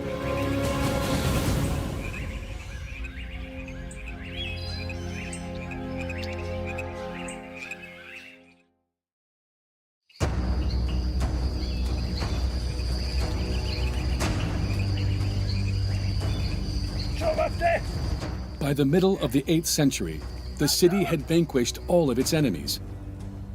It dominated an enormous territory, stretching from Calakmul to Naranjo. Yet it struggled to manage such an imposing area. There was a vacuum of power, and many local lords and local dynasties started to proclaim themselves as independent kings. They say, I am the divine lord of Tikal. And all of a sudden we have 5 or 10 divine lords of Tikal. For me, this is the beginning of the end. Politically weakened, Tikal would have to deal with a new challenge: an unprecedented drought. Over the next century, precipitations decreased by about 50%. You know, they build these great reservoirs, they build these great roads. Then you have a period of drought or decline or something, and you're dependent on them now, and you can't maintain them. And so it actually makes it worse because now you have this wonderful system and you can't maintain it and so then it spirals faster down. Faced with this climate issue, the elite chose to build even more so as to appease the anger of the gods and encourage rain to return. This reproachable behavior came with a heavy price on the environment. Cities grew very big. They were really abusing the landscape, like cutting too many trees. If you see, for example, the post holes of the pre-classic, there are these big trees. And then in the classic, they were a little bit narrower and narrower because they didn't let them grow as big as before. But again, this was really like Versailles.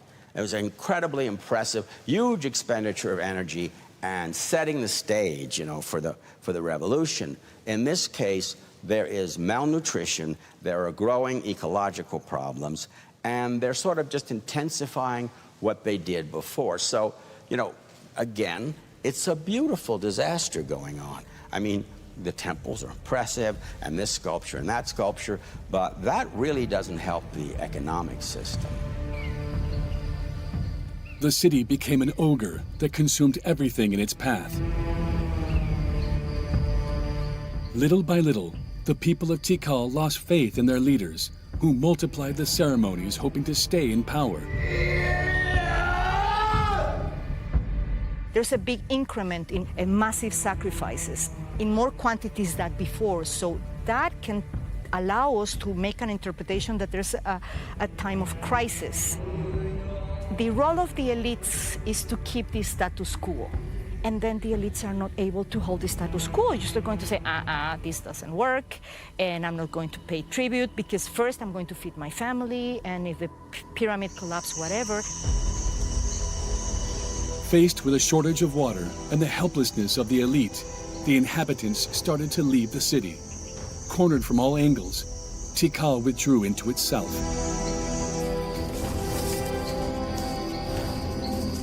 Thanks to their use of LiDAR in the jungle, archaeologists have discovered the traces of the city in dire straits.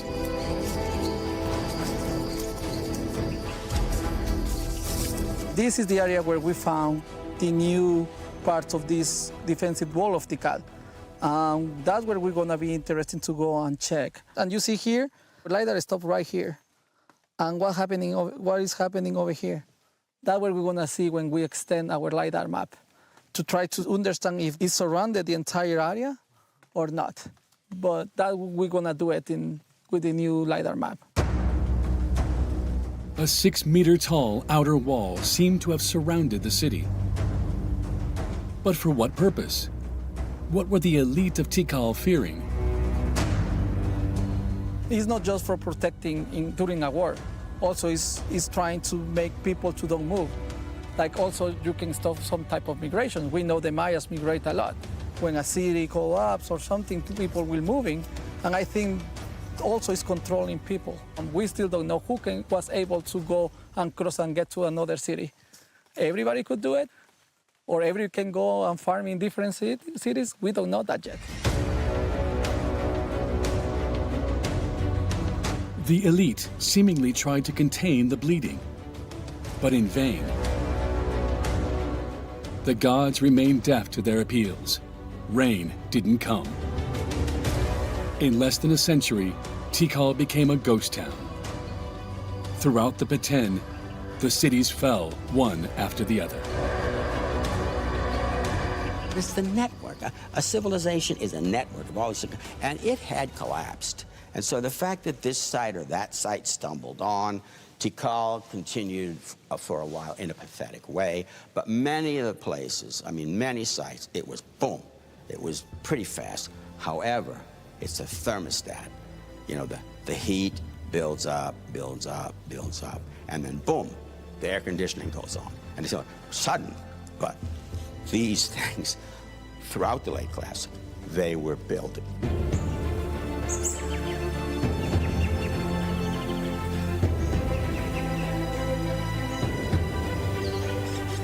And that's how Tikal collapsed, after being one of the greatest and most glorious Maya cities of all time.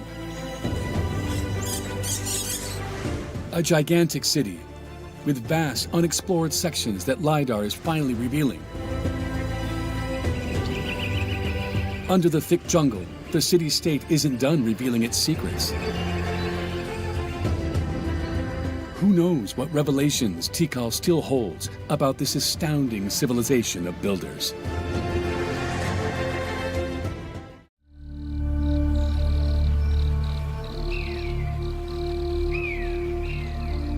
Some 45 kilometers from Mexico lies the birthplace of the gods, Teotihuacan. Erected in the 1st century AD, it was as heavily populated as Athens. Its 65-meter Pyramid of the Sun is the 2nd largest in the world after the Great Pyramid of Giza, built using only man's muscle power. All of Teotihuacan was created without any metal, which is amazing because that includes everything from the construction equipment. So it wasn't the technology, it was the people that created Teotihuacan. Of all Mesoamerican cities, Teotihuacan is the most mysterious. It was the stage of thousands of human sacrifices. Its unique construction is the work of builders whose identity remains unknown. They were like Martians. I mean, they pulled in people into this highly organized city on a grid system. This was like nothing before.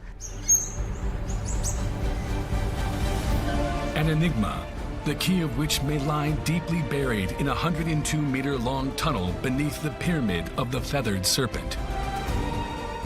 My theory is that for a period of time, the end of the tunnel was used to store the remains of someone specific. Someone with a lot of power, most likely a first-era leader of Teotihuacan. Archaeologists have recently made local discoveries that reveal the secrets behind the construction of history's very first pre-Columbian megalopolis.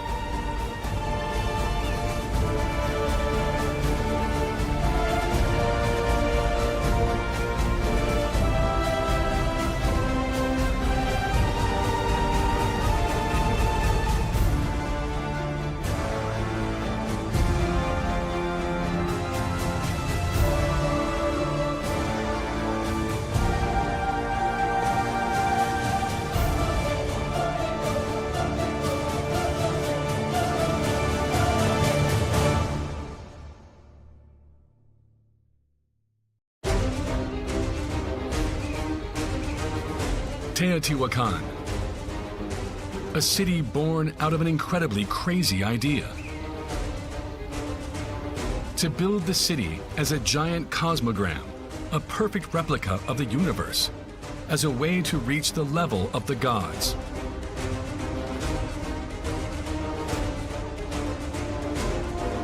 Following a perfectly orthogonal layout, the city is divided into 4 quadrants, separated by 2 avenues, oriented by the 4 cardinal points.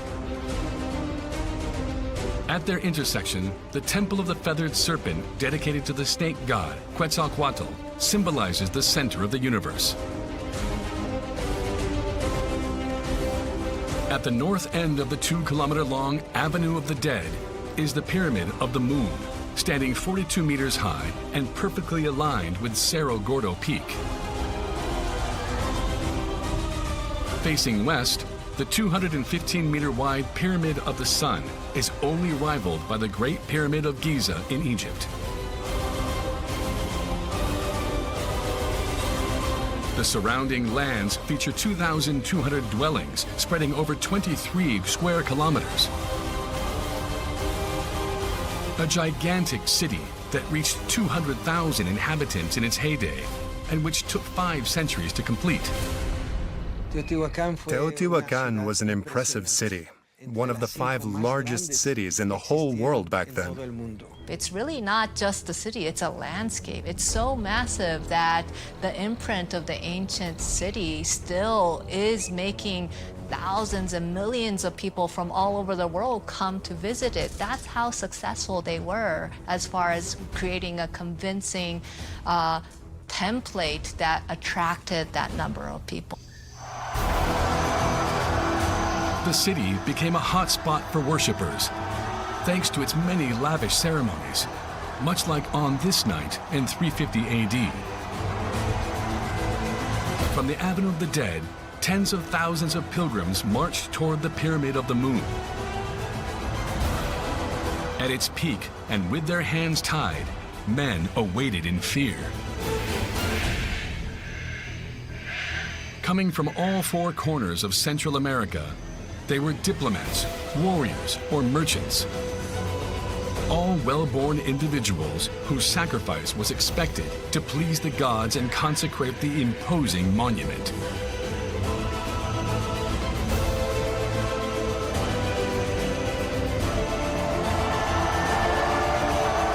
With a swoop of the razor-sharp obsidian axe, the men were beheaded.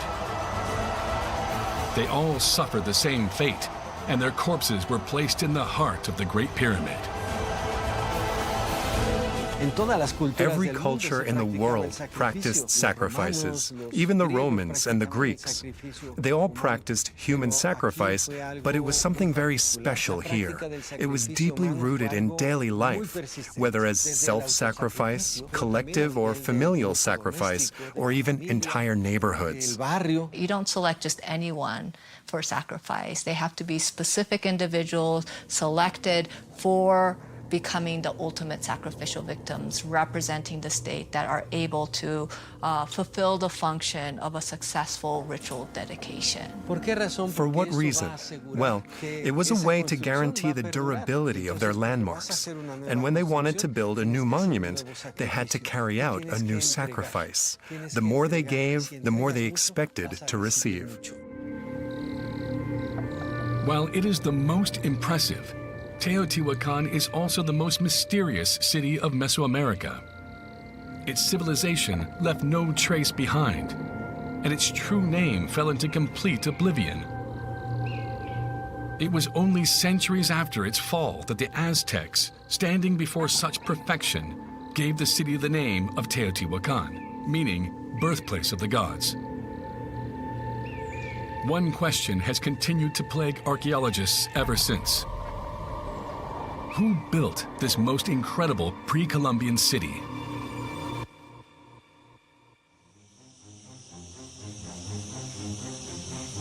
In the 1st century BC, at an altitude of 2,275 meters, men and women from northern Mexico crossed the semi-arid highlands in search of a place to settle.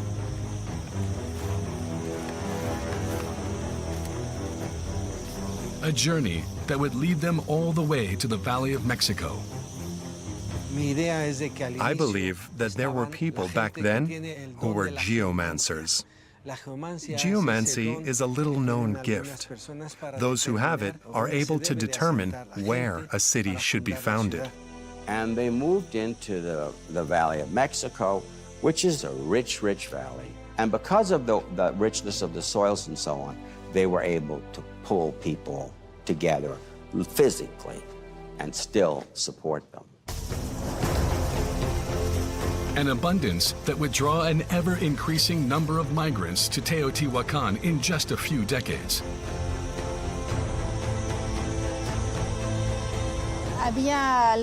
There were between 15 and 20,000 inhabitants, which was already a large colony for that time.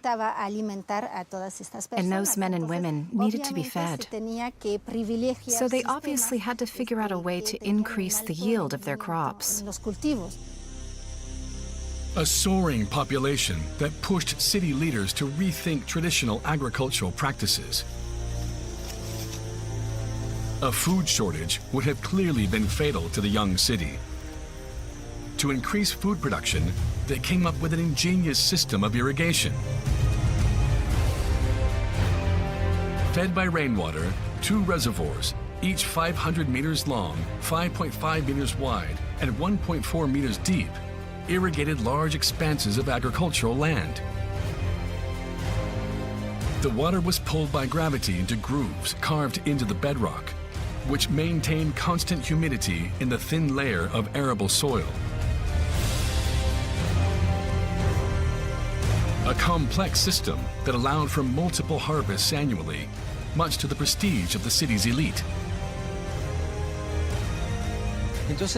It's highly likely that the group that oversaw the planning and construction of the system started to gain more and more power. The political authority of Teotihuacan is very well contested, right? Some people say that it was a type of collaborative rulership, and some say no, it was a very traditional autocratic rulership with one ruler that resided over the city itself. The reason we're contesting it so much is because, one, we don't have a writing system, so we don't have a history of, the Maya area. They have lavishly engraved epigraphic records of every ruler, every affair he had. We don't have that at Teotihuacan. The second thing is that we don't actually have a burial of a king. So a centralized authority, it doesn't have to be one person, but it's much easier if it is. So until I see evidence for the contrary, I think it's really important to keep that in mind. Whether or not they shared their power, the city's elites definitely had some serious competition in the region.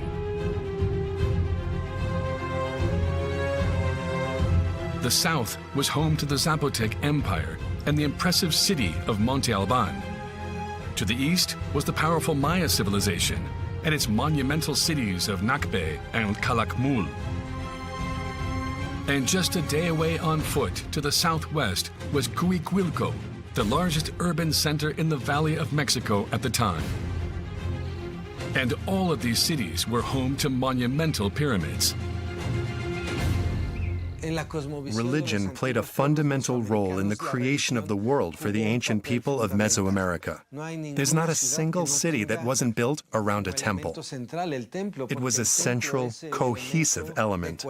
Pyramids are really artificial mountains. They are able to bring to life, it's not just a mountain, but it's the mountain where the ancestor spirits are living. That's how you communicate with your ancestors. It's about being able to connect with the community and the gods and the whole ecological order by building these mountains. Teotihuacan didn't simply want to rival its powerful neighbors. It wanted to dominate them. To that end, builders needed to devise a city unlike any other and make Teotihuacan the beacon of a new era.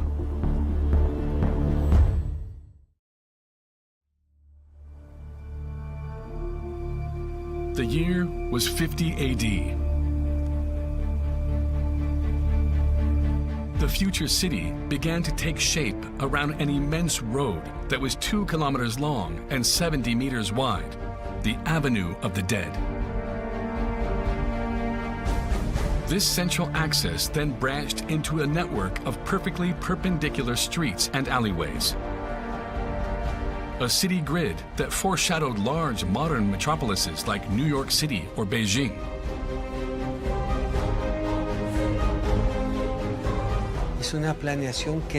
It was urban planning on an unprecedented level, anywhere in the world.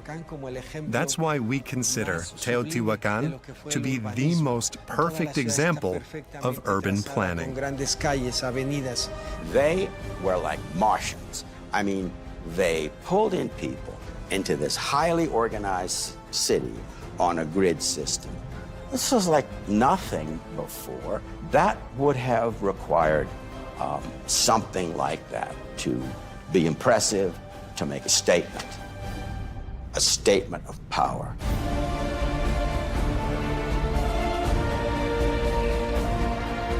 A statement of power illustrated by 3 sanctuaries. The first, at a colossal 65 meters high and 215 meters wide, was the Pyramid of the Sun. With a volume of over 1 million cubic meters, it's the biggest pyramid ever built in Mesoamerica. This pyramid was the megaphone of Teotihuacan. This is what everybody looked towards. No matter if you're a farmer in the hinterlands of Teotihuacan, you saw the pyramid, you saw what was going on, you saw the smoke signal. It doesn't matter where you live.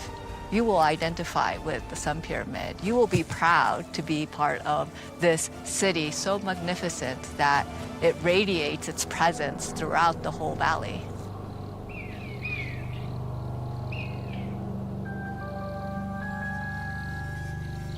A pyramid dedicated to the most sacred star of Mesoamerica, the sun.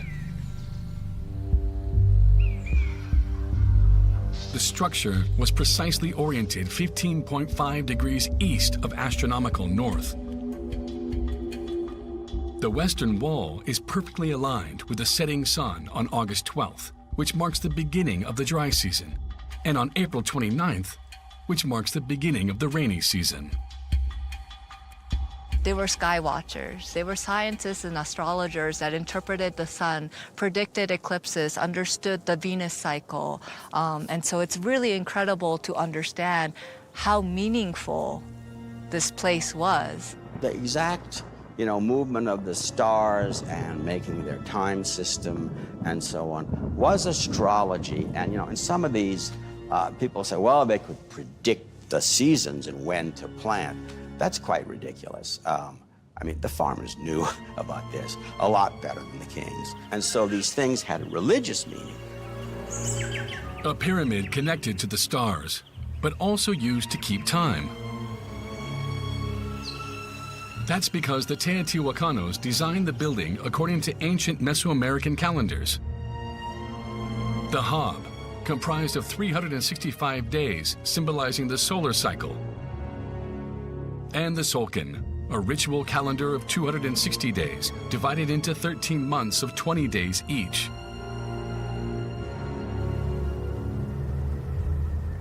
A complex calendar system, which thanks to a recent discovery, has also been tied to the unit of measurement used by Teotihuacano architects, the TMU. A standard length of 83 centimeters, corresponding roughly to the distance between a human's fingertips and their heart. What's fascinating about this measurement unit is that they actually tell us a little bit about how they were able to materialize what they saw into the sky and how they interpret that physically into the walls, the rooms.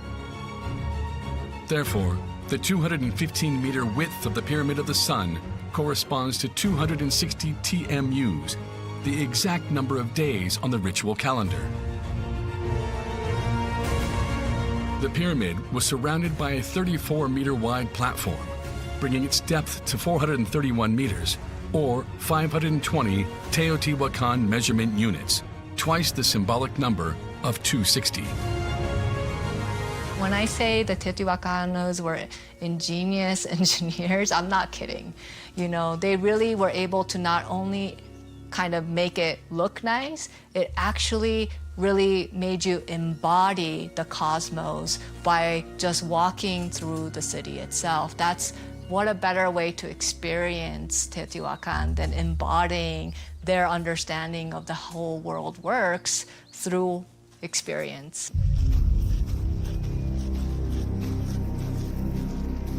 But beyond symbolism, the architects needed to figure out how to erect such a massive monument.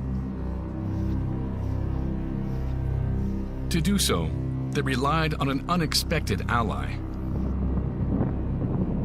Popocatépetl, a volcano located 100 kilometers to the south of Teotihuacan, which had been forming the foundation of the Valley of Mexico for thousands of years. An almost inexhaustible supply of volcanic rock was extracted by workers from dozens of underground quarries all around the city.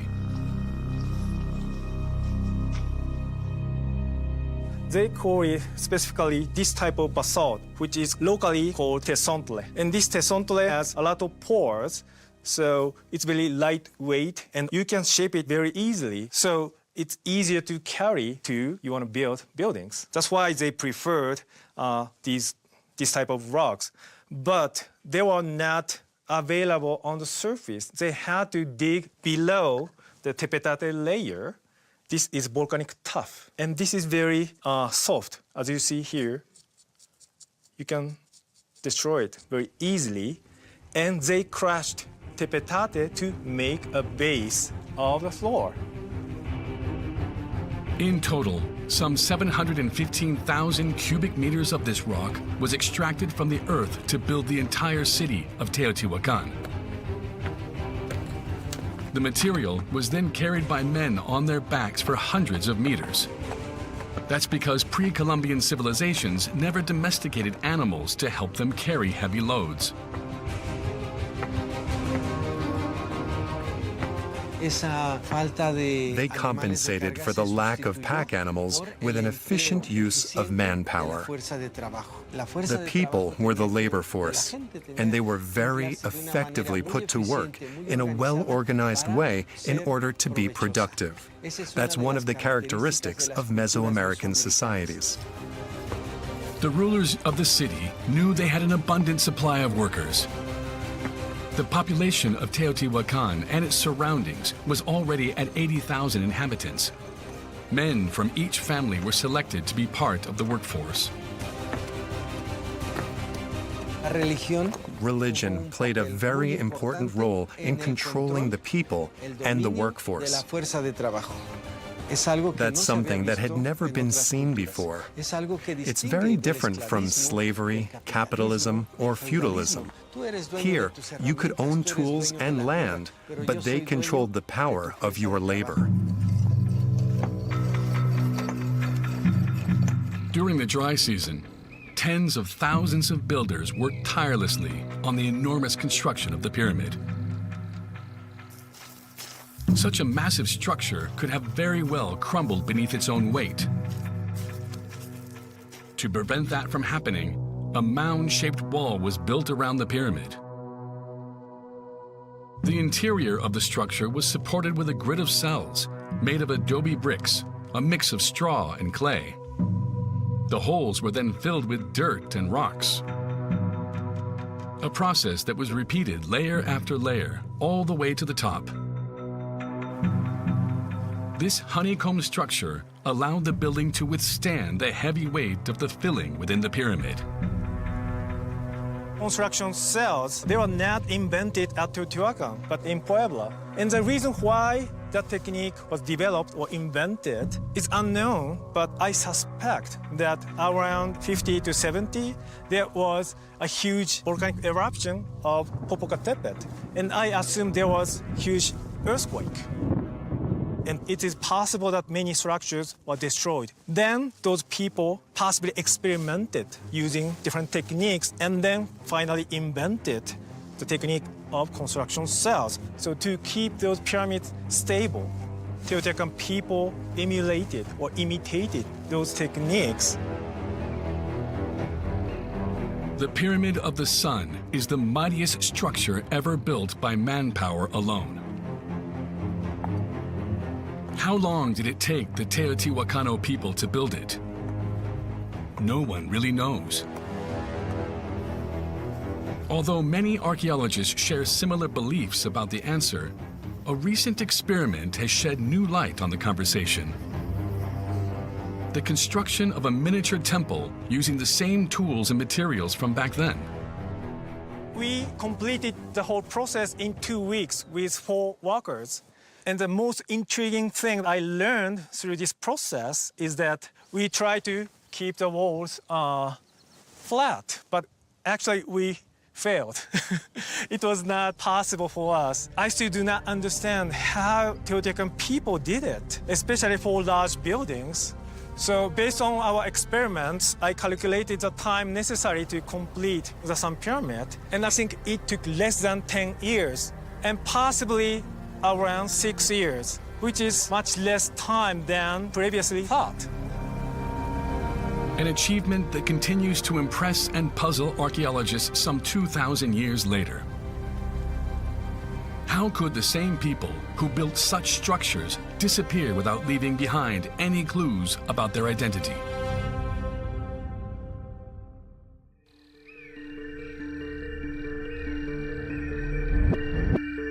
South of the Avenue of the Dead, beneath the Pyramid of the Feathered Serpent, is the second main sanctuary in Teotihuacan. 15 meters below the surface, a mysterious tunnel that was discovered in 2003 could unravel the mystery. Entirely carved out with rudimentary tools, this man-made cavity is covered in a thin layer of mud and follows an east to west orientation.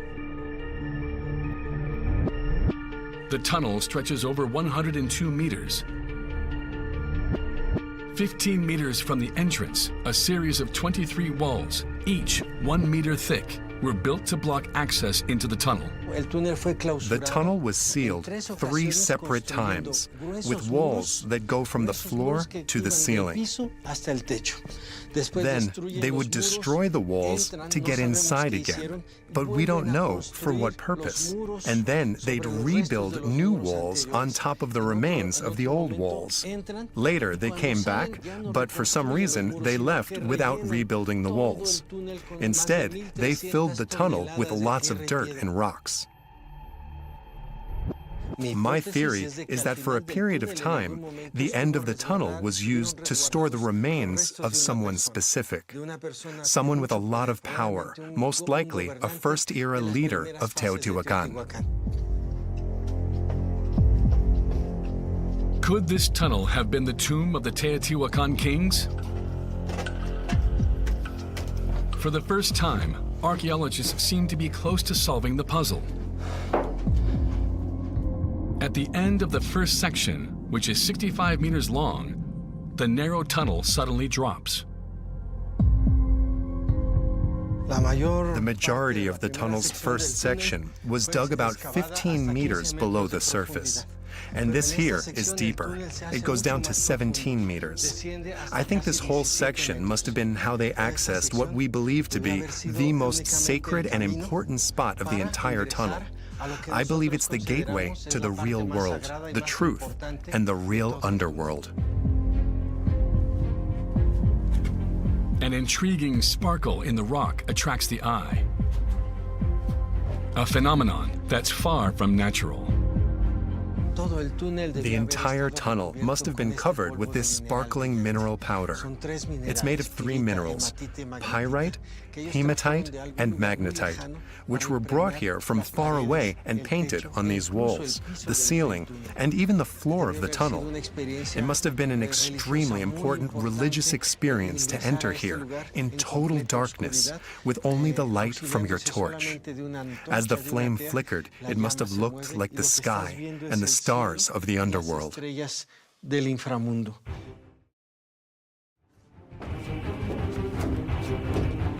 At the end of the tunnel, 3 chambers facing east, south, and north form a cross,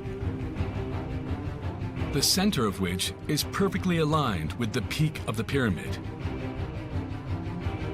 This imaginary vertical axis is called the axis mundi. There's a symbolic conduit here that connects all 3 levels of the cosmos. The entire world rotates around this vertical axis. What continues to amaze us is how the Teotihuacanos, this deep, were able to precisely calculate how to perfectly align this point with the summit of the pyramid of the feathered serpent. Although no tomb was discovered here, archaeologists did make another incredible discovery. 4 stone statues representing 3 women and a man, all facing the axis mundi.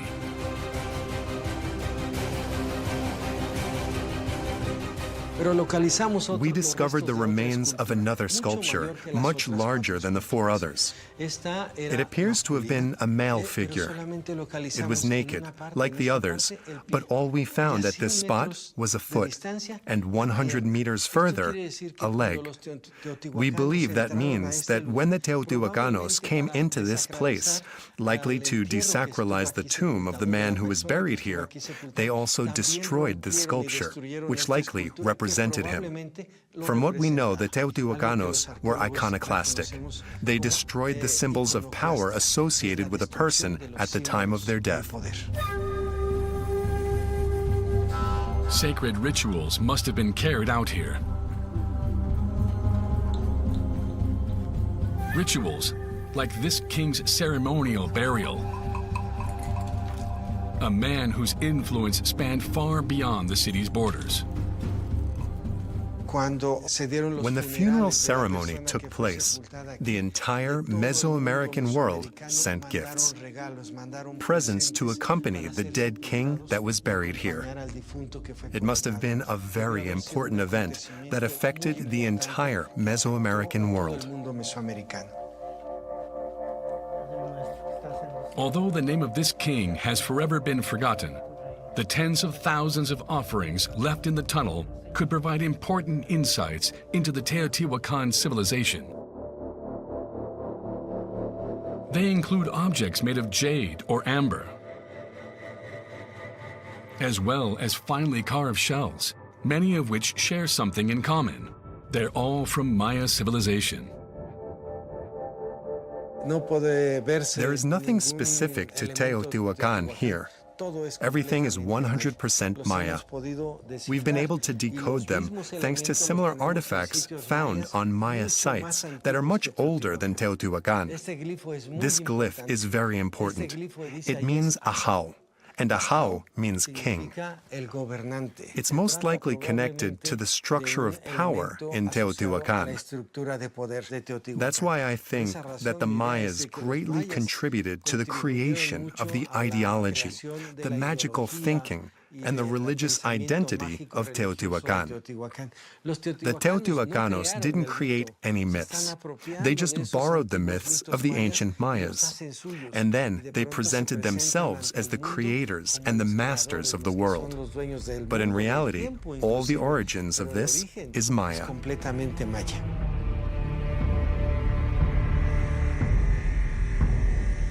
The Mayas. A people long considered to be pacifistic, but who also practiced human sacrifice. Was the Teotihuacanos' insatiable thirst for blood inspired by the Mayas? One thing is certain. This pyramid, the last structure that completed the historical heart of the city, saw more bloody ceremonies than any other edifice.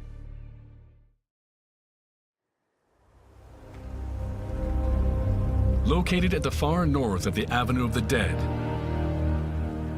surrounded by 14 other pyramid structures, lies the city's third key religious sanctuary, the Pyramid of the Moon.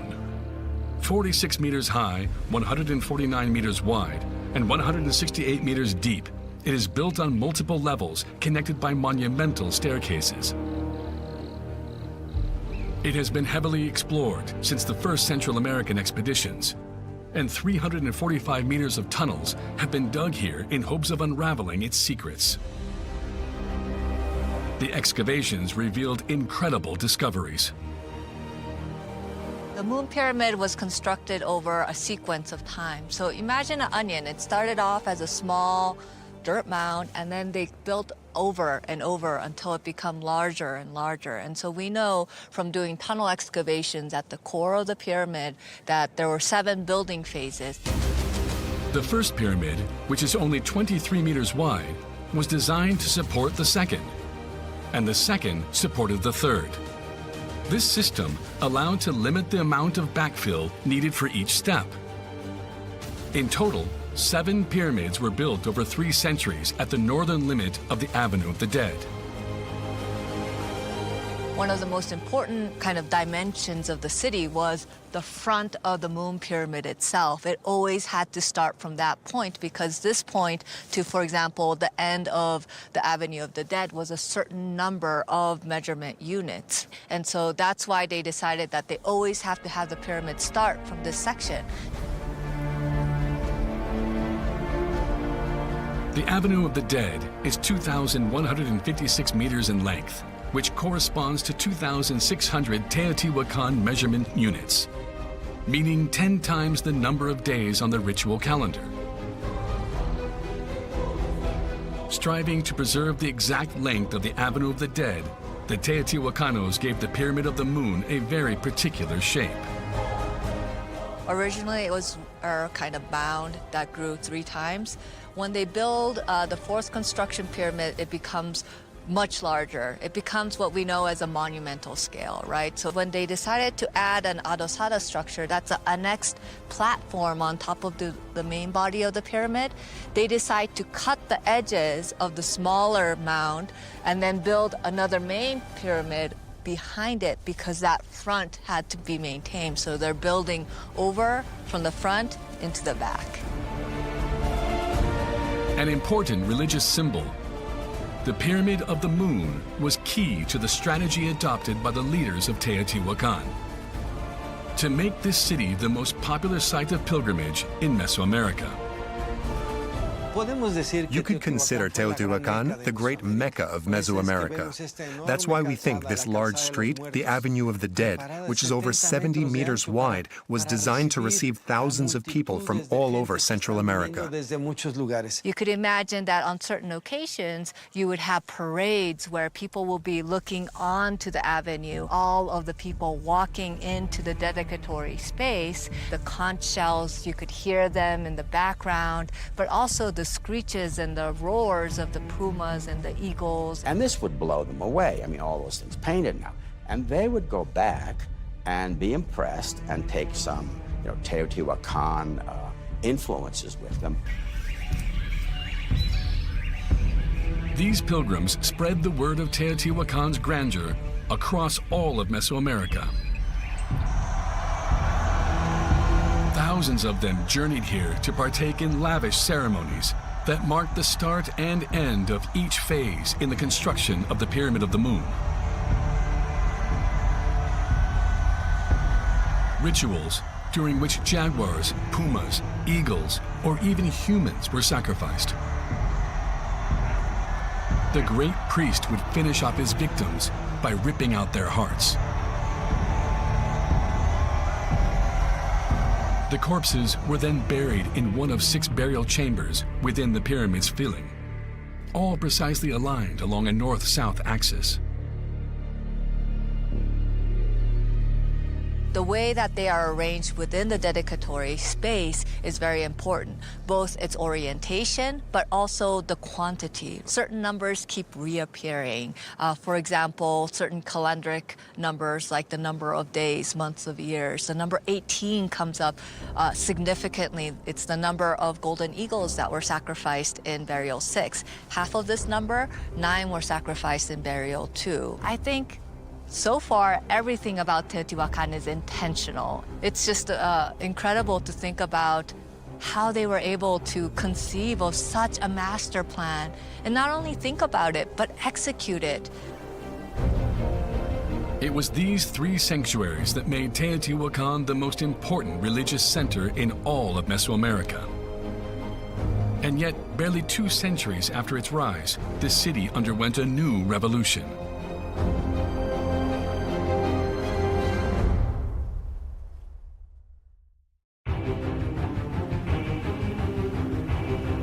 In 200 AD, Teotihuacan counted over 150,000 inhabitants, making it the most populated city in Mesoamerica.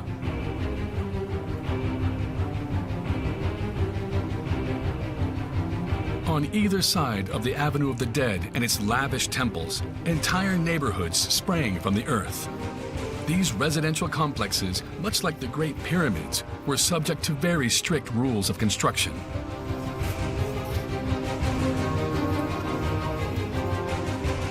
The entire city was built around the cosmovision of Teotihuacan, the 4 cardinal points, north, east, west, south, and also in relation to the sun's position on certain dates. The first city was oriented 11 degrees east of the magnetic north. And when I say city, I don't mean only the main road, the Avenue of the Dead, and its temples. I also mean all of the structures, all of the walls, the entire city.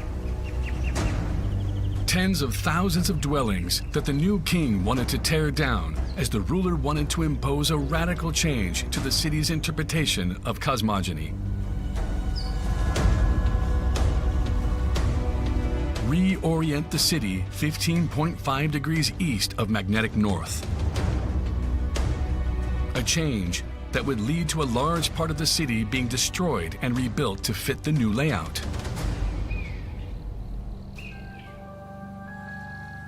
It was insane as destroying Paris, Rome, or New York City, simply to reposition everything by 3 degrees, which isn't even noticeable. This is a tremendous amount of planning, engineering, and infrastructure to get it right. Remember, they didn't have the total stations we have today to make sure that alignment is completely accurate.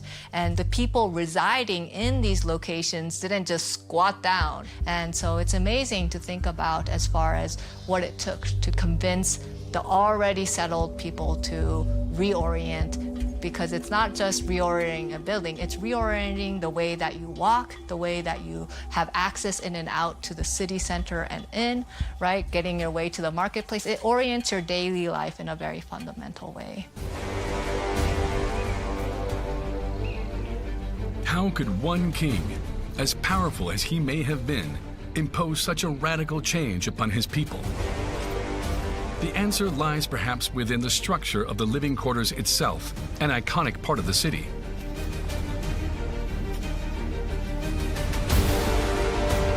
Surrounded by a perimeter wall that limited access, each complex included living spaces, storehouses, workshops, and most importantly, a courtyard with an altar. A central element controlled by the priests, where domestic religion was practiced. The priests controlled the production of all objects made in this space. They distributed the raw materials and collected many of the finished products, which then they offered to the city's elites. The weight of the local religion was felt on every level. It was everywhere, whether you were at home or in the biggest temples. It was one of the ways that the elite controlled the broader population.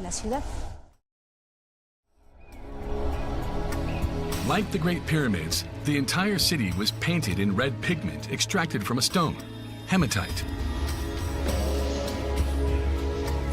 In the luxury dwellings reserved for the elite, walls were decorated with ornate frescoes of scenes strictly controlled by the state.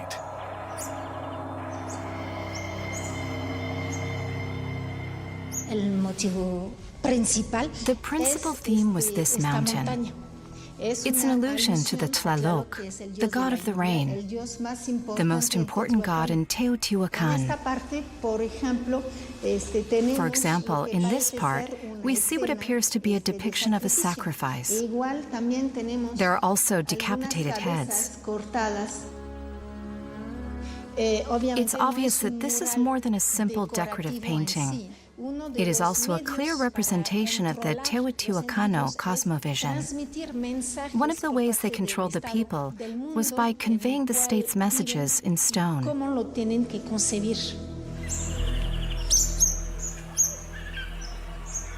2,200 living quarters spread across 23 square kilometers and overtook land that had once been used for farming.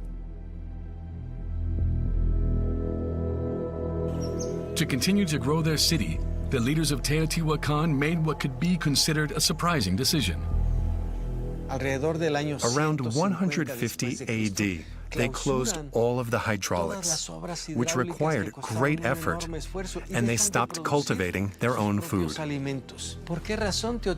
would Teotihuacan stop its own food production? The Teotihuacan Valley is actually very small, so even if they had dedicated all the available land to agriculture, that still wouldn't have been enough to feed a population greater than 30,000 people.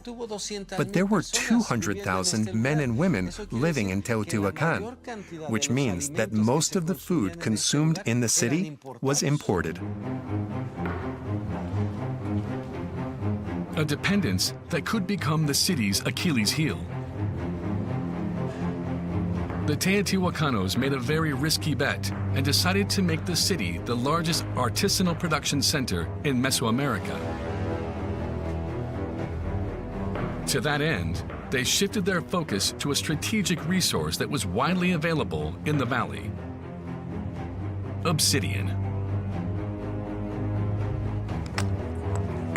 A volcanic rock with exceptional physical properties.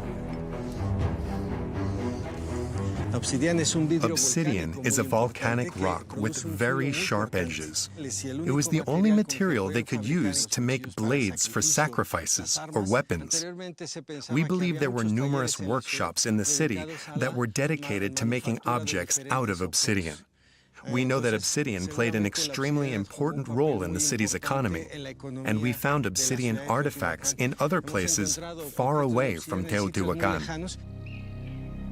Now the greatest economic power in Mesoamerica, Teotihuacan attracted traders from all over Central America.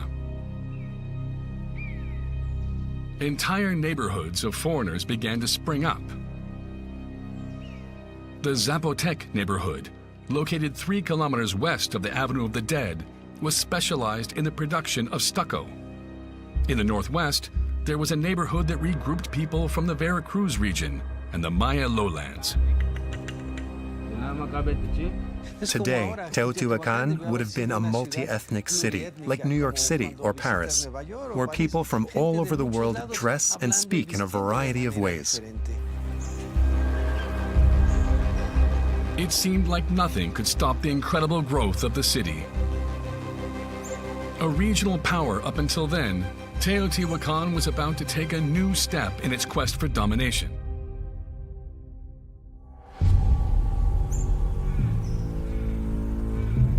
The year was 200 AD. In the Valley of Mexico, Tlaxcala and Cuilco, Teotihuacan's biggest competitors, started to crumble. No one really knows why. And yet, at the same time, construction on a new pyramid in Teotihuacan seemed to mark the end of a battle, of which the city emerged victorious. When the construction of the Pyramid of the Feathered Serpent was set to begin, a massive sacrifice of 260 people took place. It's possible that they were prisoners of war or rival leaders who were brought here and sacrificed. They were placed at the base of the structure, hands tied behind their backs. They were all taller than average. They all had weapons and were adorned with warrior symbols. Did this mass sacrifice signify a change in the Teotihuacan power structure? Built directly above the old tunnel, this new pyramid was dedicated to Quetzalcoatl, the powerful feathered serpent. The feathered serpent brings this emblem of time and the creation of new time on its back. And the way that this was materialized is by embedding a whole military army within the nucleus of the structure where this feathered serpent is meandering on its frontal facade, right? So it's a very powerful message that reflects the arrival of new rulership.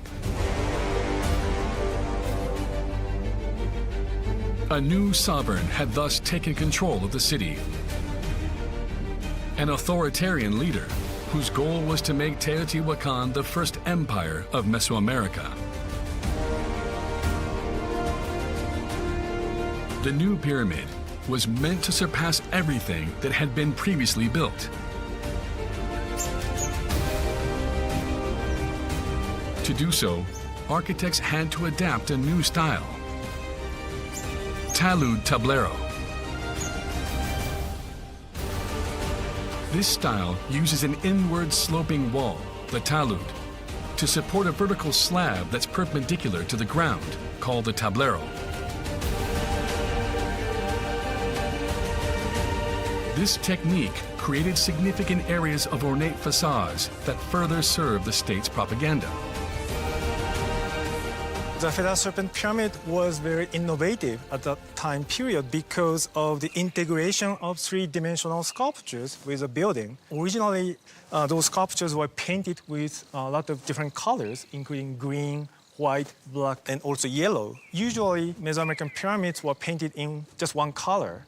So I can imagine that those viewers were highly impressed, because they had not seen the same thing before.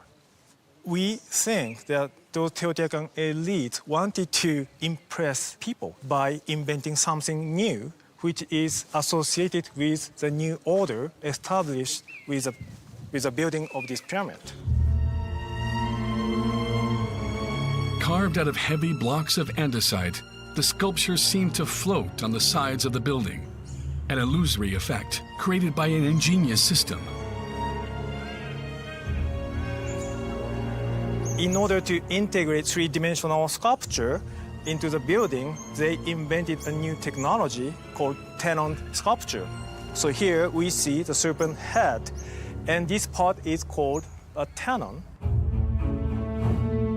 In order to suspend the heavy rock, A cantilever on one end of the stone is slid into a hole in the side of the facade.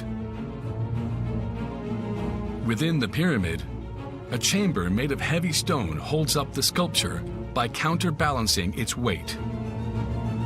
So that sculpture does not fall. This was unique in Mesoamerica, and we don't see the same technology before and after Teotihuacan.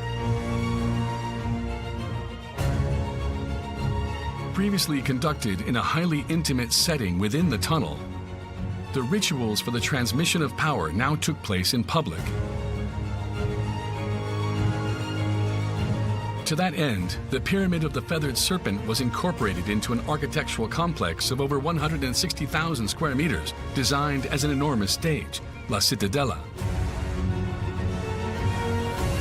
Surrounded by a 9-meter-high platform, this closed, watertight space was made to carry out an incredible spectacle at the arrival of the rainy season. The myth we're told about ancient times, which no one can remember, was that there was only water, only the sea at first. Thanks to divine intervention, a sacred mountain rose up from the sea. That moment marked the start of the calendar and the passing of time. We have proof that the Teotihuacanos flooded the square. It was their way of representing the primitive sea from which the sacred mountain had arisen. More than just a city, Teotihuacan now embodied a myth, the original place where the universe was created. Its influence stretched far and wide, from the Maya lands in the south to the northernmost limits of the Mexican territory. An empire, the size of which would forever remain unmatched in Mesoamerica. Everyone thought Teotihuacan had become the supreme city. The square was huge.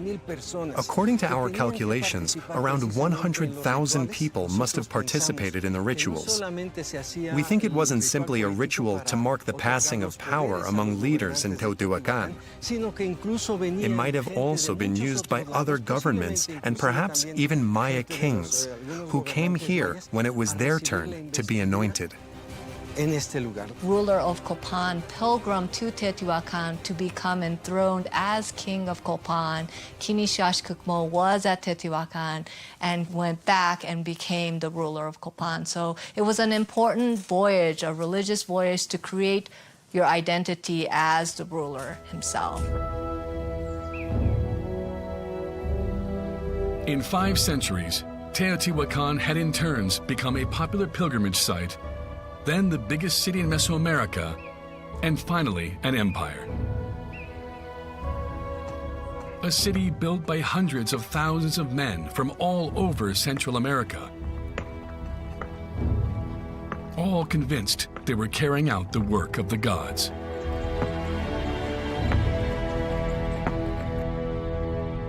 And yet, in 650 AD, although no major construction had been undertaken in over 2 centuries, dissident voices seemed to rise over the city.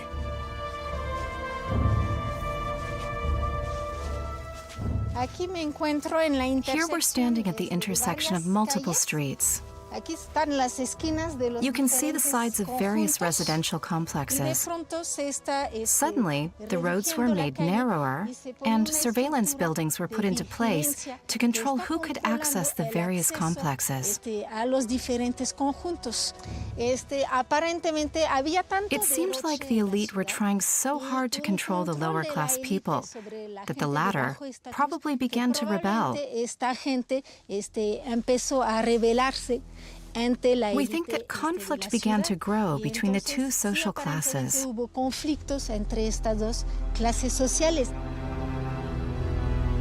The repressive measures provoked the anger of the Teotihuacanos. A wave of violence started to spread in the city streets.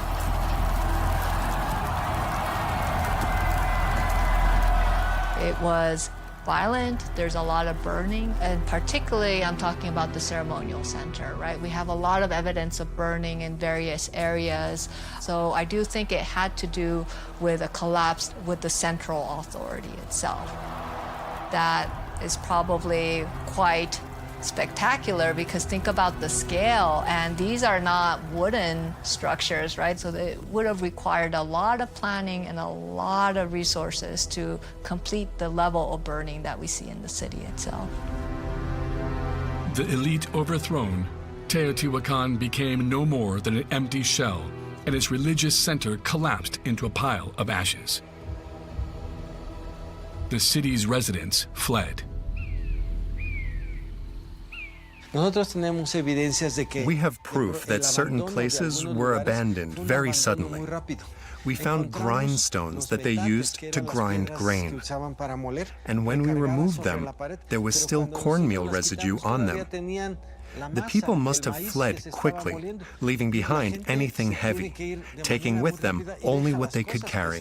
The migrants who had been living in Teotihuacan returned to their native homelands, taking with them the sole prestige that came with having lived in the greatest and most powerful city that had ever existed in Mesoamerica. Deserted, Teotihuacan fell into oblivion for centuries. But this incredible city has not finished telling its story. Rediscovered by the Aztecs in the 13th century, it's become a place that touches anyone lucky enough to visit its great pyramids. After all, Teotihuacan is the birthplace of the gods.